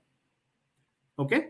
And then choose 4 sentences and then rephrase it for your research that you could incorporate in your SLR paper. And then just write that answer here. Similarly, read the introduction and select again a few sentences, 4 sentences, and rephrase that. So by doing this for all these questions, you will kind of have a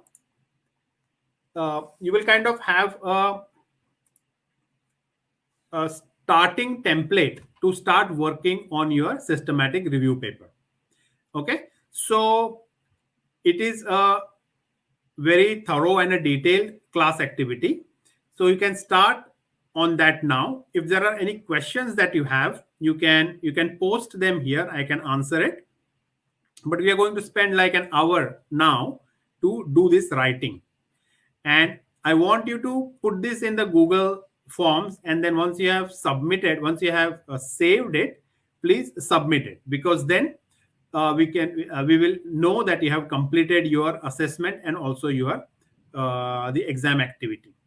So start now, and start working and spend some quality time, because whatever you write now will be very helpful to you when you are converting or transforming or building up your SLR paper. Okay, so yes, I want you to fill all these fields now. So it is like a class activity for the next 1 hour. Select one SLR paper and start filling the all the sections. Okay. So good luck to all of you. I am here with you. So if there is anything that you need, please let me know.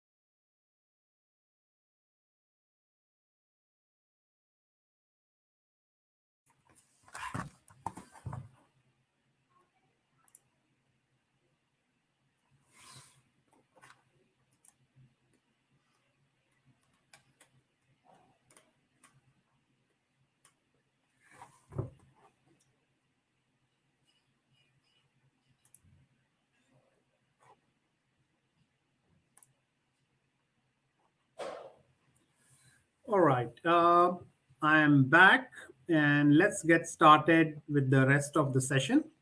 So, for those who have submitted the class activity, that's a great job. Fantastic.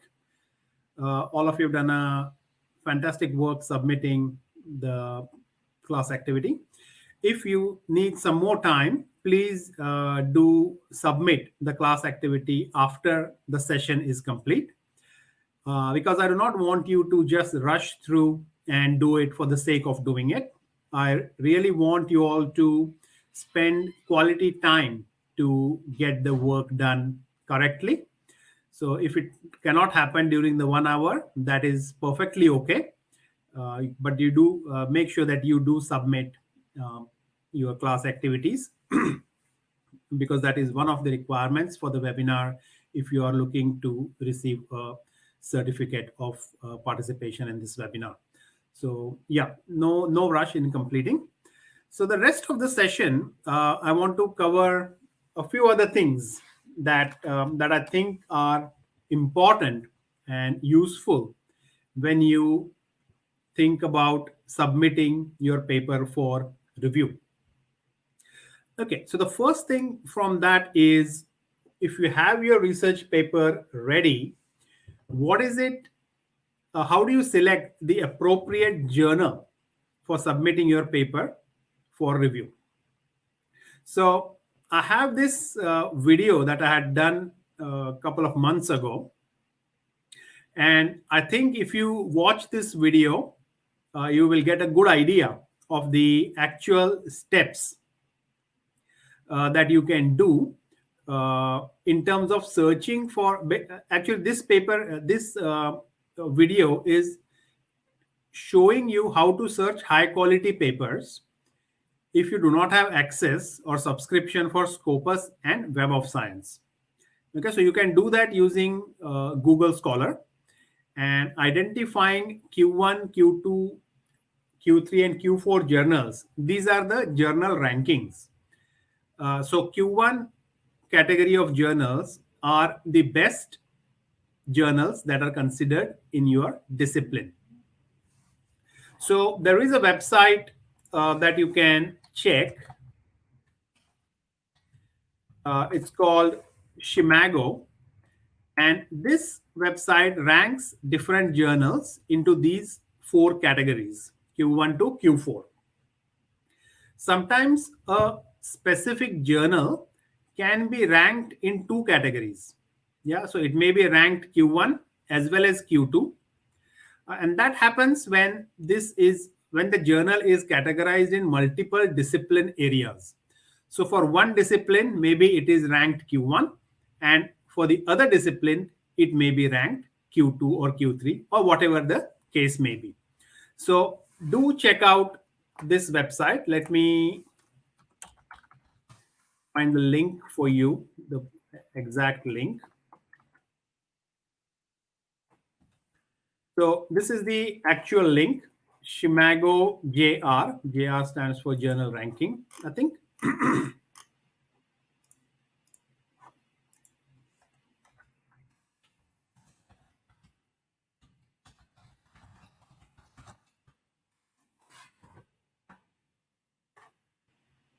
So ideally, my preference, or personally what I prefer, I only prefer to publish in Q1 journals, because those are the best ranked and high quality journals. So if you publish in those journals, you are considered a high quality, a reputable researcher in that field. And the same thing happens if you publish in a poor quality journal. So if you publish or consistently publish in poor ranked journals like Q4 or Q3, it kind of goes against your it adversely impacts you, because people would think that you are not a really good researcher because you never published in top journals. So it is easier to publish in a Q4 or Q3 ranked journals, but it is it does not add value to you in the long term. Especially if you look at the Google Scholar profiles, once you publish in a poor ranked journal, it will be there against your name forever. So it is always you have to be always very cautious of where you publish your research, because that reflects upon you as a that reflects upon your reputation, on your on how people perceive you, or the quality of the research that you do. So always focus in at least on Q2 journals, if not Q1. If you're just a starting researcher, you may have you may feel that your research is not up to Q1 ranked journals, but don't always think like that. Research is research as long as it is done thoroughly, correctly, like what I showed you today. If you do a systematic literature review and follow the Prisma guidelines or any other SLR methodology, it should be a good paper.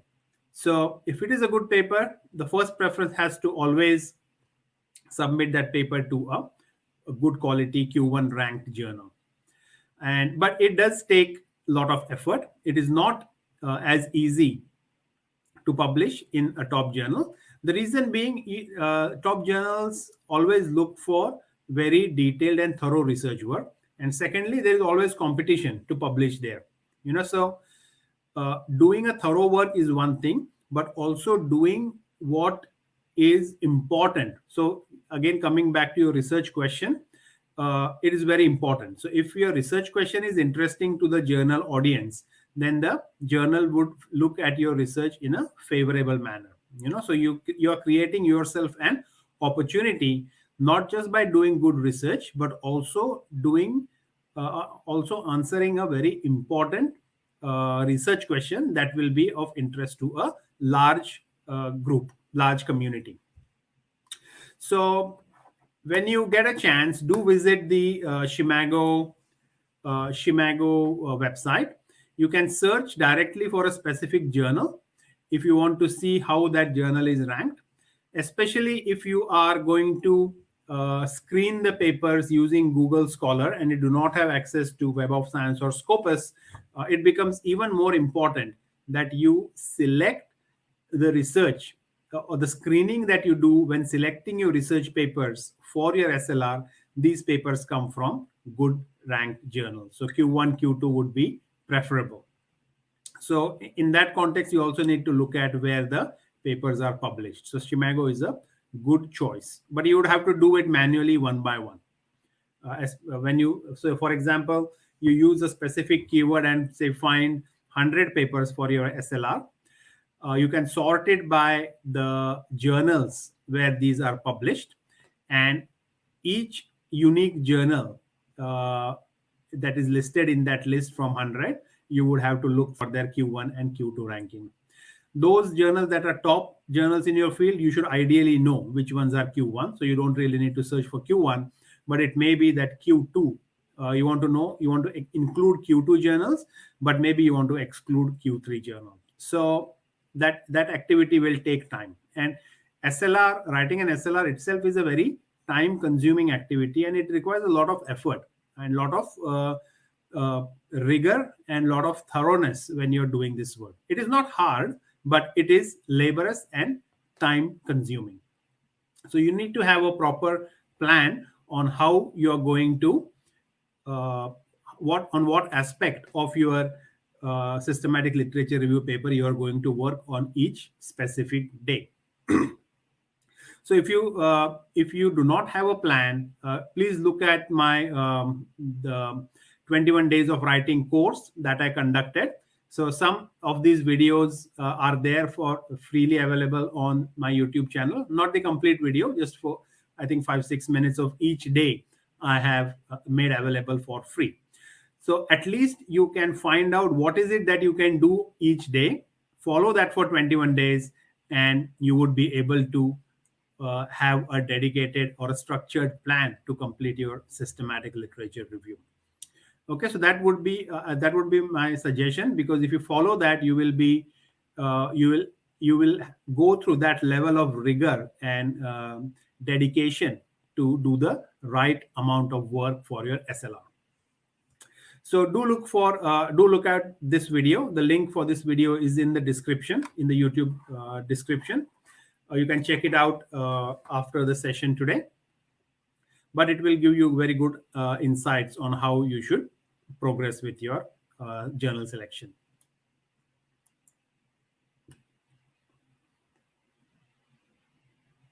The next important question that probably you all have in your mind is, how do I find most suitable journals for my SLR paper?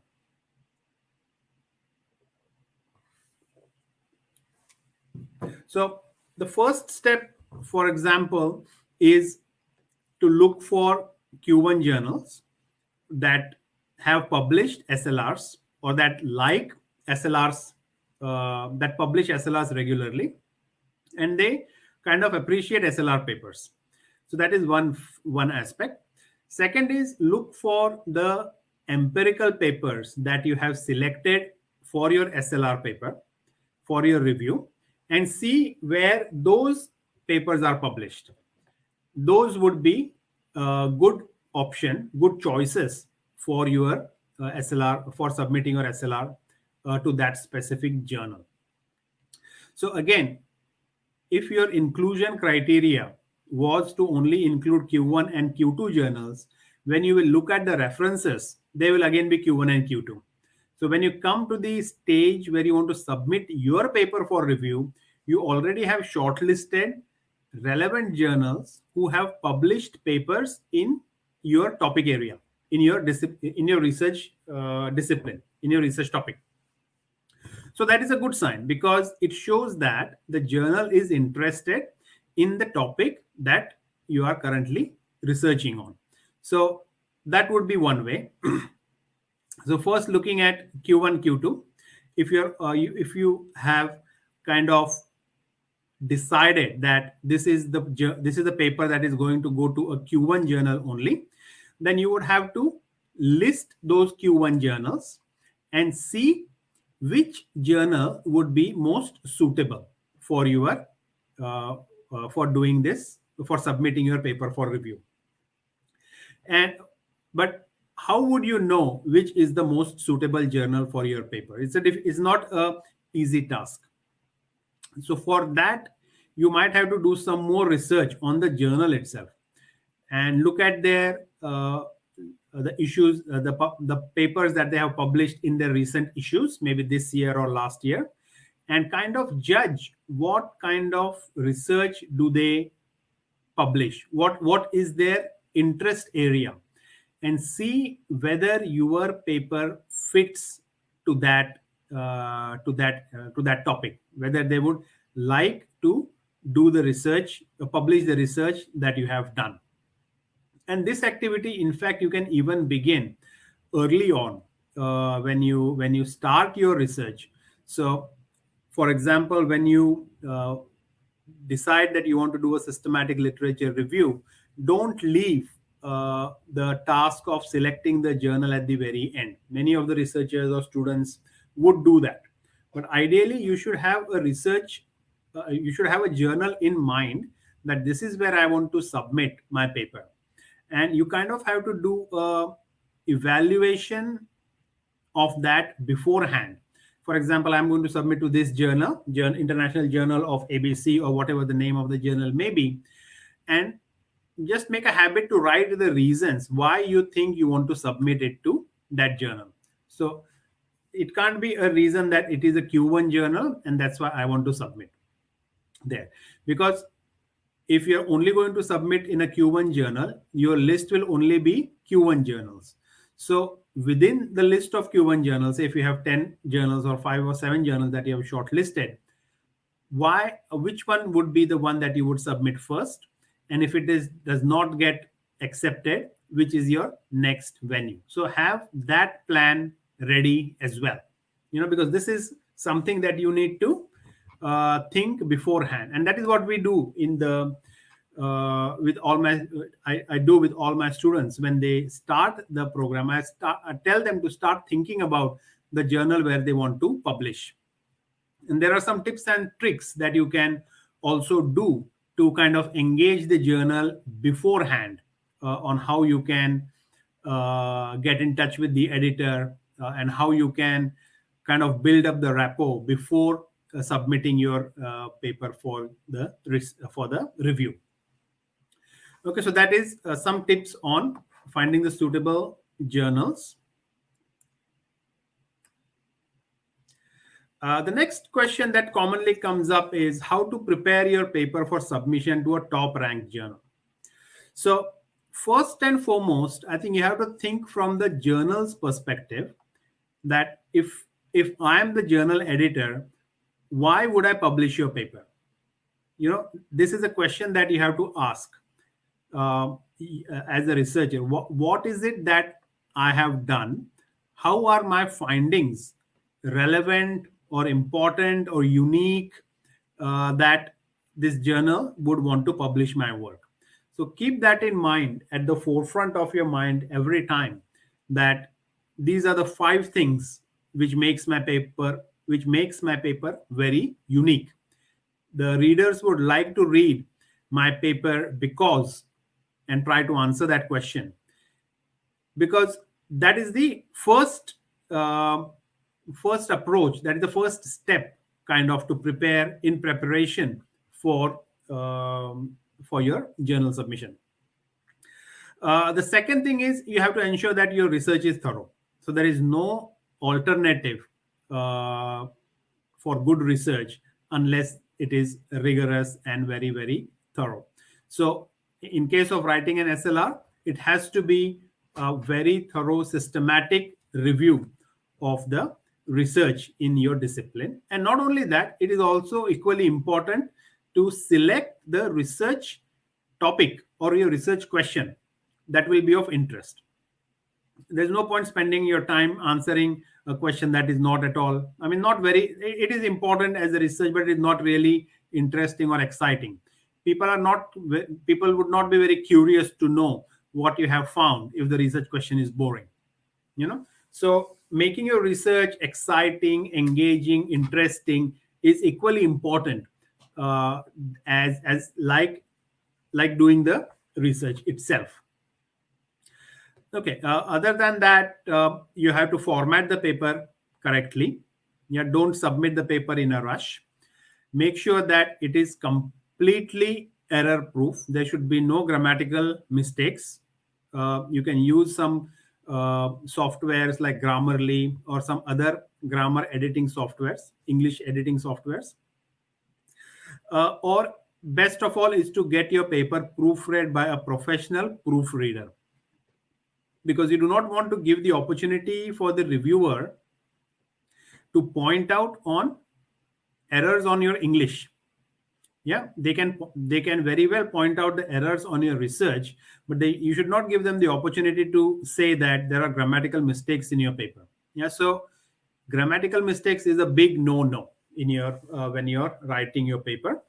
And format it as per the requirement. So you have to kind of spend a good amount of time to work on how to format the paper correctly, so that when the reviewers get it, or when the editor reads it and decides to assign the reviewers, they should not feel that no, you have not formatted the paper as per our requirements.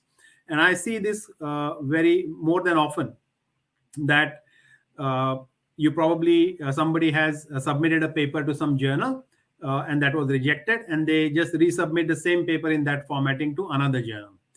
Another journal may or may not have the same formatting requirements or guidelines, or the length of the paper. There are so many things that you have to adhere to. It's not just a matter of submitting the paper as is and hope and wish that your paper will get accepted. Don't do that. I mean, it is kind of just goes against you, even if your research may be of top notch. So respect different journals, respect their requirements, respect what they want, and just adhere to it. Submit it in the format that they want.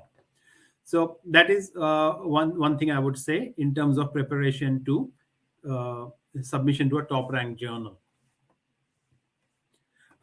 Oh yeah, one more thing that is very important and which I cover in my course at length is how to write the letter to the editor when you are submitting your research paper. Okay, so the there are, I've seen so many letters that come to us for review with the paper, and it just simply says that this is our research paper, we are the authors, and we look forward, I hope that this paper is suitable for the journal. I mean, the letter to the editor is not just to state that what is obvious, the letter, writing the letter to the editor with your manuscript is your opportunity to explain or to tell the editor why they should accept your paper, why your paper is important, why it is relevant to the journal or the journal's audience. So take good amount of time to carefully craft a letter that goes with your manuscript. Yeah, and don't do copy and paste. I've seen many times the letters come with which is addressed to the wrong editor of a different journal. So the authors have forgotten to change the name of the editor. They probably just have Control F or Control H and change the journal name to a different journal name, and they forgot to change the name of the editor. It just shows how it just shows that you're not being very careful with the work that you are doing, and that raises the questions about your research itself. If such mistakes are made in the letter to the editor, what is the guarantee that such mistakes are not made when you have actually done the research? So don't make these small silly mistakes that kind of affect you, that adversely affects you or your research.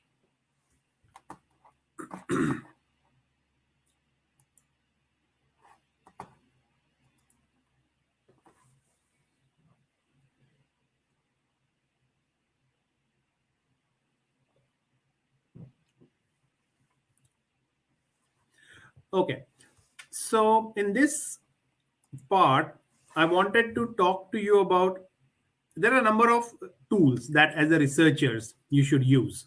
You know, so I already mentioned the Grammarly is a good tool to improve or find out grammatical mistakes in your paper, but also it helps you to improve your writing. So more and more you use Grammarly, you will realize your mistakes, how the common mistakes that you make, and as you improve, as you continue to fix your mistakes, you improve your writing skills.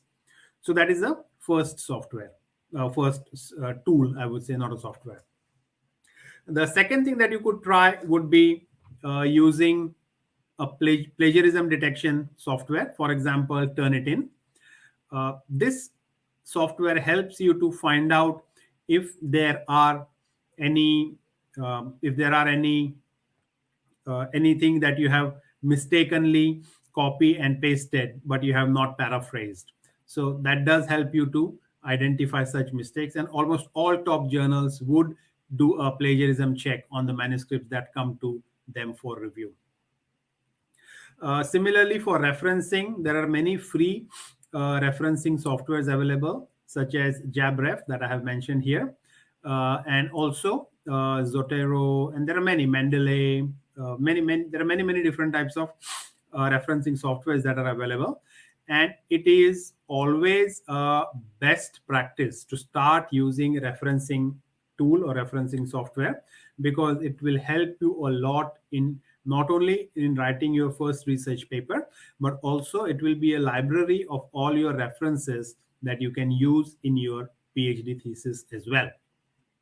So there are many such online tutorials for JabRef, but I will just briefly show you a little bit so that you get a flavor of how the software looks like.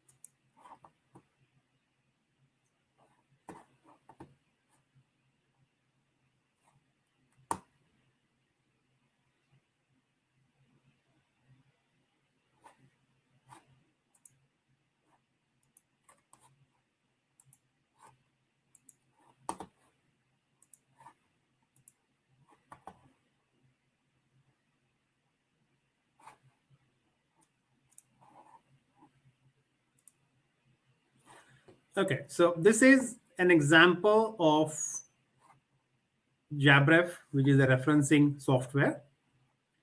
And here you can see I have downloaded few examples of research papers that you can easily download from either Google Scholar or any other index that you're using, such as Web of Science or Scopus.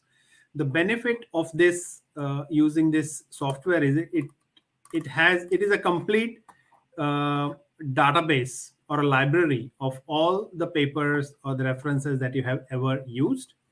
Plus, it becomes very easy and handy for you to keep a record and also start using the references. One of the things that you might find is, depending upon where you download the reference, sometimes it may be incomplete, and you might have to manually go in and update the relevant field. So you can do those things here, and that becomes your final reference. Then everywhere else you can start using it and accessing it, so that there are no mistakes in the referencing that you do. Okay, so give a try. Have a look at this software if you have not using any existing tool, and this integrates very nicely in Microsoft Word as well if you're using that.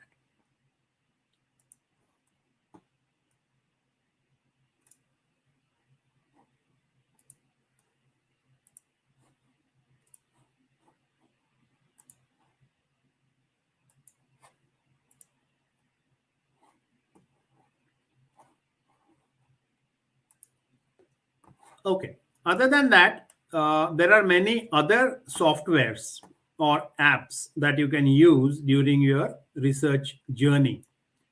So, if you see here, I have 6 groups of different types of apps that you can use for different activities during your PhD. If you want to know more details about this, you can check my other video. The link is there in the video description, where I talk about all these different apps that will help you during your PhD. It will improve your productivity. It will help you to get the jobs done much easier, and you won't waste time doing repeated manual tasks. So do check out that video and get more information on this.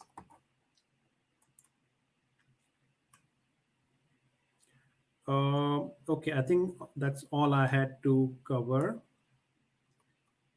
Yeah. So all right. So that is the last slide for today's session. So I hope this session was useful to all of you.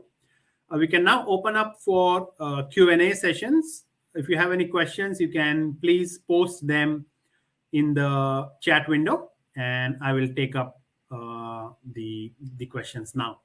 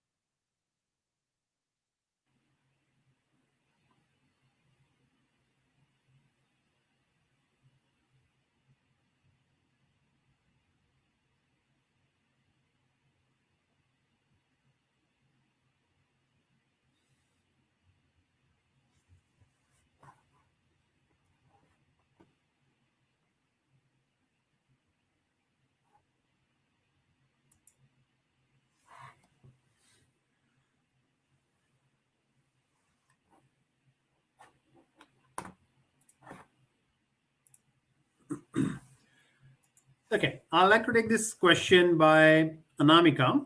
And the question is, I would like to know, is there any app or site from where we can get SLR articles related to our area? So I think the best link is Google Scholar, the best website. And when you search for SLR, you can just type in systematic literature review like this, systematic, and then add your research area. So if you put it like this, systematic literature review, and then write your research area, you will get the research papers or systematic literature review papers in your field.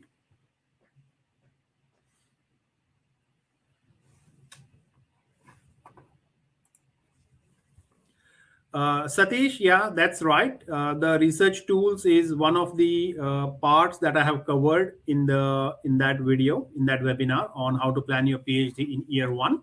So just scroll through and you will find out the one of the section I do talk about the different tools.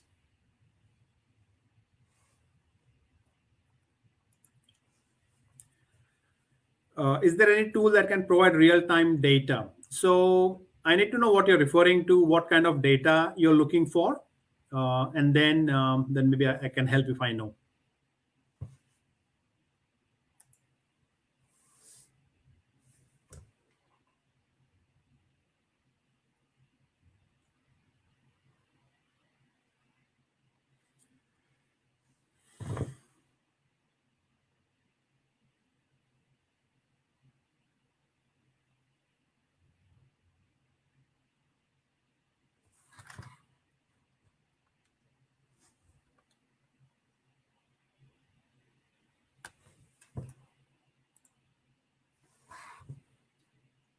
Thanks, Anamika. I hope you can start working on your SLR paper after the session.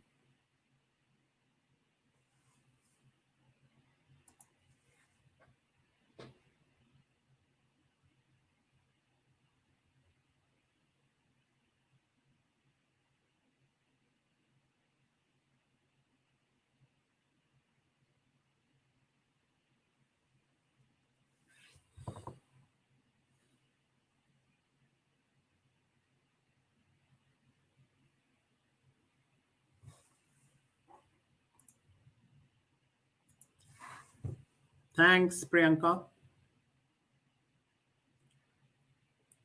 So I think what I want to say is that doing a systematic literature review is a very interesting exercise. It is an interesting experience because it is beneficial on many fronts. First of all, you get to see how others do their empirical research, their primary research, and that will help you when you are doing your research. And secondly, when you read through different primary studies and synthesize your SLR, uh, it gives you the confidence that the research that you are doing is innovative, is novel, is not been done before. So when you're going to spend a reasonable amount of your time of your life doing your research or your PhD, I think you should spend that time on solving something that is important. So don't rush to choose your research topics. Do a systematic review first, and then then formulate your research question.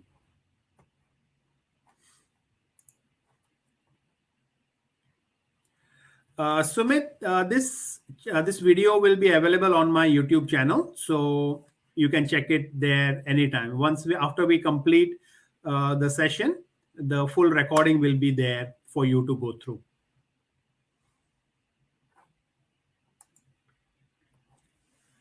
Cheryl, are surveys acceptable to include in a SLR, or is it considered a secondary paper? Okay, so in a SLR, you can select any type of research paper, any type of an empirical research paper. So it could be surveys, it could be qualitative, it could be case studies, it could be design, it could be science, it could be engineering. Any type of research methodology paper can be selected in the SLR as long as you include that as your in your inclusion criteria. So if you refer back to my slides that I did in the video today, I mentioned that you have to be very clear and specific of what data you have to be very specific about what you're going to include and exclude. And if your inclusion criteria states that in your SLR you're going to include survey papers, then you can include it. No problems at all.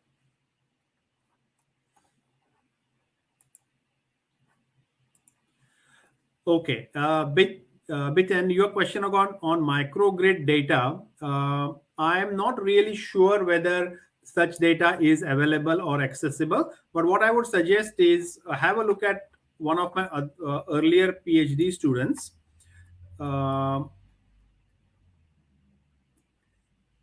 Let me copy the link. It's also in the video description.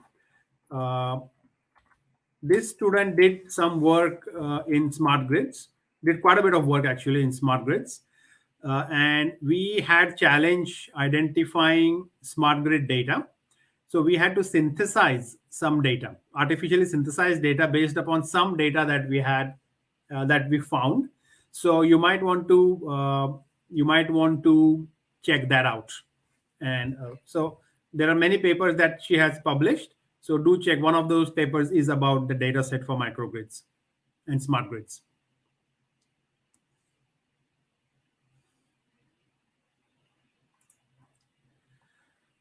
When we use real-time data and numerical facts to understand growth of a sector, what type of a review it is? How we can improve it? I think, Somudeep, what you are referring to may be a bibliometric review, not a systematic literature review. So do check that out. And there are journals that publish bibliometric reviews.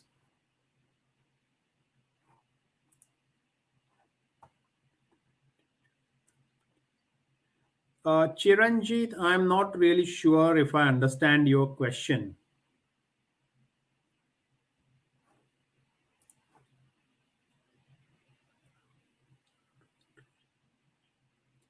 Savita, your question on can you please explain if and how we can use SLR to literacy research? So it's pretty straightforward. Literacy is a research topic, but it is a very broad research topic. So firstly, you would need to narrow down to a specific one or two aspects of literacy. It could be literacy among villages or villagers in India, or it could be literacy about STEM programs or something like that. And then once you have the research question, you would have to find out relevant research, empirical research that will help you to answer that research question. And so like any other systematic review, this could also be a review that focuses on one or two aspects of literacy.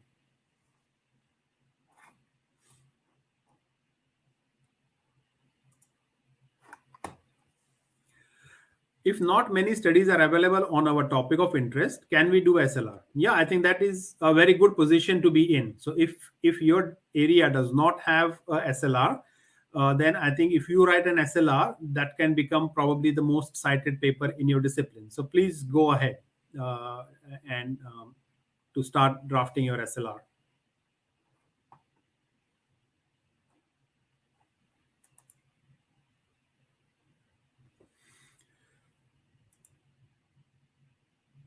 Yeah, I think this is quite focused.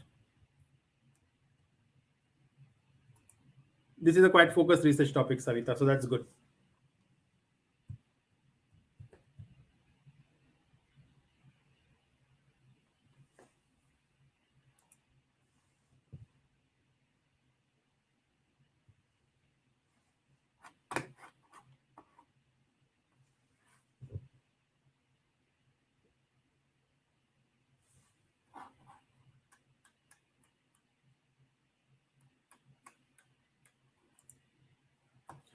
Okay, Satish, your question is about those two links on the YouTube description. So yes, both the activities are the same. One activity I wanted you to do in class as a class activity. And then a similar, I suggest pick up another systematic literature review paper and go through that exercise of rephrasing, identifying interesting sentences or sentence structures and rephrasing them so that you can so that you could use it in your SLR paper. So both activities are same. I have just got two separate forms to differentiate between a class activity and the exam.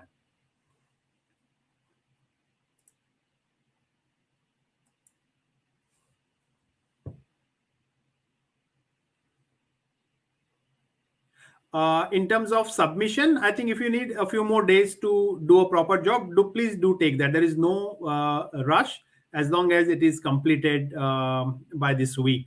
I would say that would be sufficient. But do a good job. Don't do it in a rush because I want you to actually use whatever you have written in your research paper.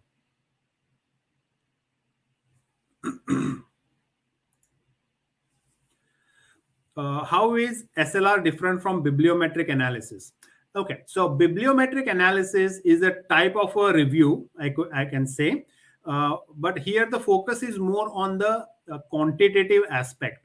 That is, you would say you want to find out the progress in the research field about a specific area, yeah, and you would want to find out how many papers are published in this area in the last 10 years.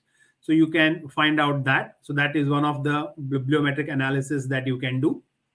You could then also find out which are the most popular countries that are doing research in this space, or who are the most popular authors, what are the most common topics that are researched, so on and so forth. So there is one, I can give you an example of one of my paper, a bibliometric paper.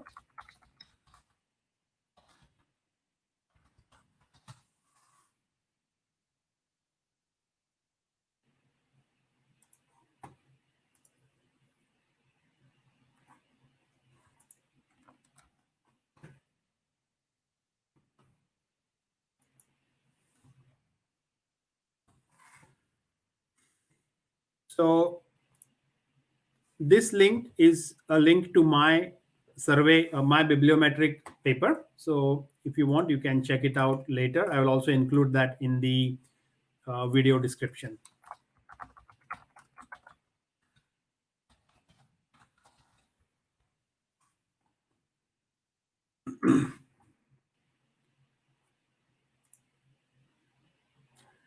Kavita, can we write SLR on survey papers? Yes, you can write SLR on survey papers. And I can tell you an example of a paper so that you can then later look for that paper.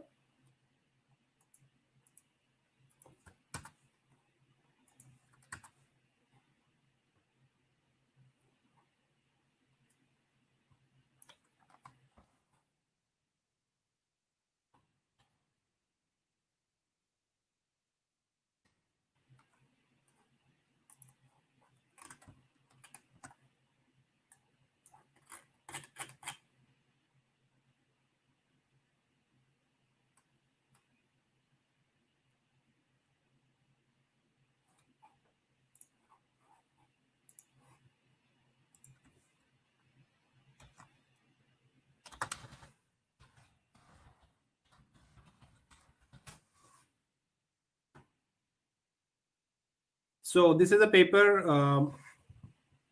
Kavita, this is a paper on SLR of surveys. So if you are planning on doing that, you may want to read this paper first.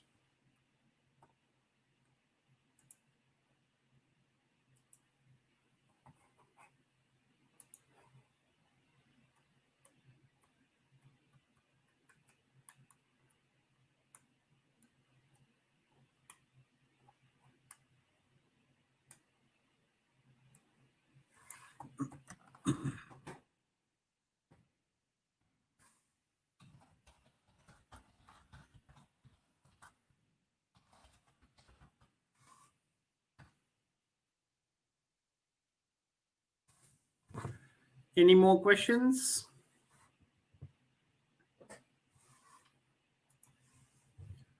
Thanks for all those who have subscribed to my channel today. Really appreciate that. If you have not subscribed yet, please do subscribe it. It helps me a lot, and my research goes to a lot more researchers and students.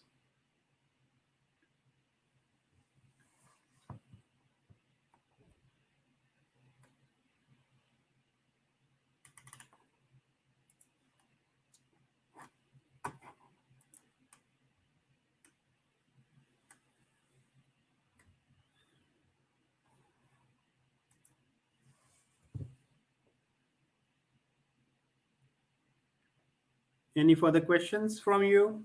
Any more clarifications? If you have, please do ask.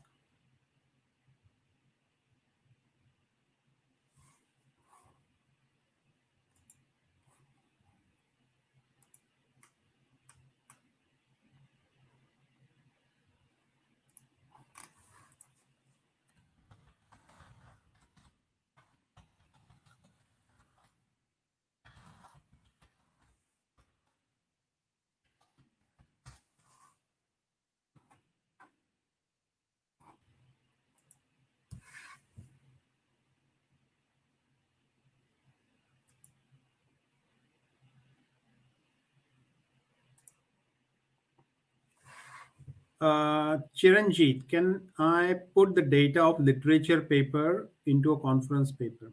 Yeah, there are many papers, many review papers that are published in conferences. So yeah, definitely you can do that.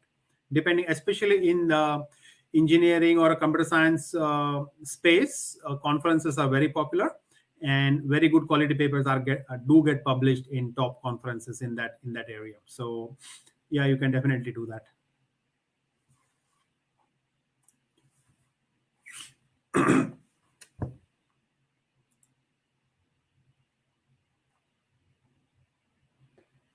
Thanks, Madhura.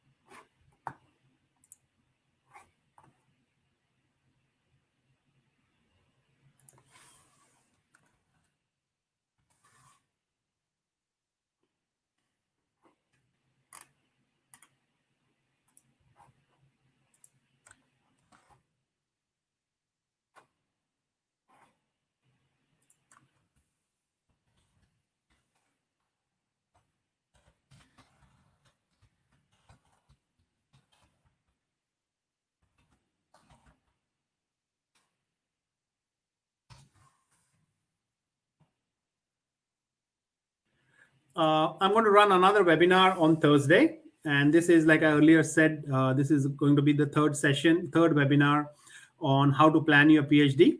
So in this session, I'm going to talk about year 3 of your PhD, or final year of your PhD. What is it that you should do? So if it interests you, please do join the session. It is at 11:30 a.m. Indian time.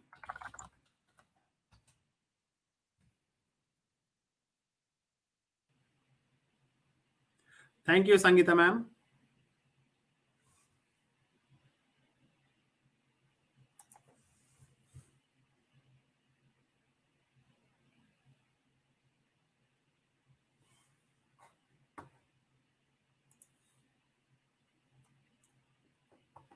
Can I also get all of you now, if you can spare a few minutes, to leave some comments and feedback for me on this website?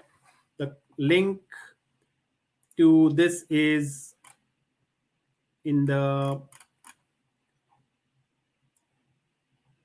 it's in the video description, but I'm copying it here as well.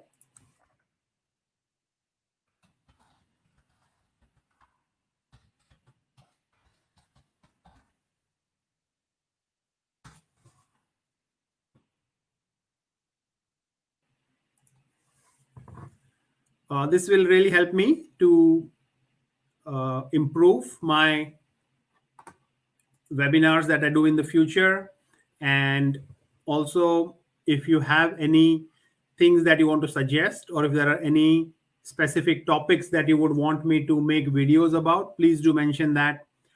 And please share my YouTube channel with your friends, and with your colleagues. And I hope that this is helpful to all of you in your PhD journey. My plan is to be there with you throughout your PhD program, and help in whichever way I can. I do a lot of free webinars every now and then regularly. I strongly suggest you attend those webinars, if you can, because they will be very helpful and informative to you. And I share tips and tricks that can help you to make your PhD journey more enjoyable. Yeah, I don't like when I hear people or students talk about PhD is a stressful activity. PhD can be fun, and it has to be fun. So if you follow the three webinars that I have done on how to plan your PhD, that will show you how to enjoy your PhD. The enjoyment comes when you have properly planned your activities. And if you can plan your PhD activities, uh, I believe that the stress will no longer be there, and you will enjoy your research, you will enjoy your PhD.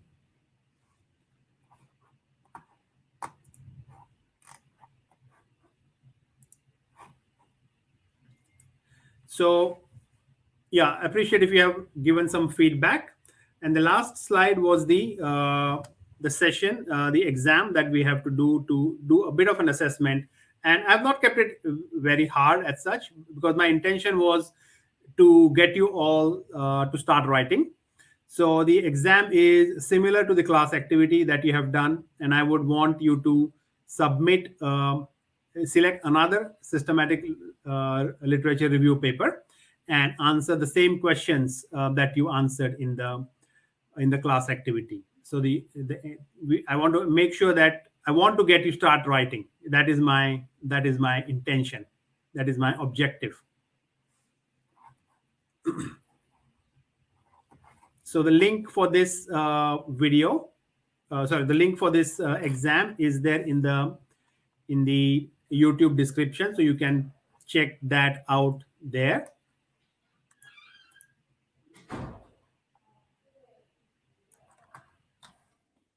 And finally, once again, if you I'm running this 5-week paid course on how to do a systematic literature review. If you are interested in joining this session, please do check out this link. We are starting on 9th February. There will be 2 sessions every week, one on Tuesday and one on Friday. We will run it for 5 weeks, and I will take you through the complete step-by-step process of completing a systematic literature review. And if you can see, this course has been, I ran this course in December, and more than 30 people participated in this course, and they all have progressed a lot in their systematic reviews. I'm confident that before I start this course in February, many of them would have submitted their SLR paper for review. So if you are keen and want to learn more about it, do consider this course. I tried my level best to cover as much as I could in these 4 hours today. But doing a systematic review or teaching how to do a systematic review in 4 hours is just not possible. I have spent 21 days teaching my students to how to do a systematic review, because it just takes that much amount of time and effort to complete the program. And it is a very interactive course. It's not just me teaching. I read all the writing that you do in your systematic review paper. It's a very unique program. So when I did the program in December, I was literally reading 30 SLR papers daily and providing feedback to all my students who did the course.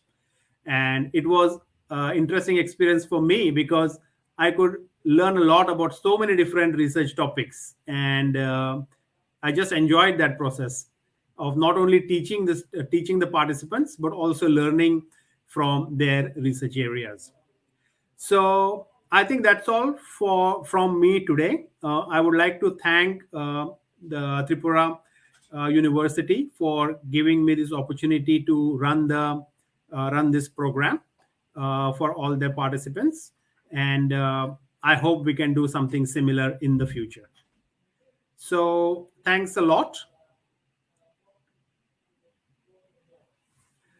Thanks a lot. Okay, there's one last question I will take. Satish did mention about a discussion forum. So I do run a research community on my website. My website is vidypotdar.com. So please go to this website and register, create an account, and you will see a vibrant community of researchers sharing information, exchanging ideas, answering questions, and even posting questions. So welcome everyone who wants to join the research community. That's my research. That's my website. All right. So on this note, I think I will like to say thank you all very much. And I hope that this webinar has given you some ideas, some thoughts on how you can progress with your research journey, with your research program. And I hope one day I see your research paper, your systematic literature review paper published in a top journal. All right. On that note, I would like to say thank you very much, and you all have a very good afternoon. Thanks, and bye bye.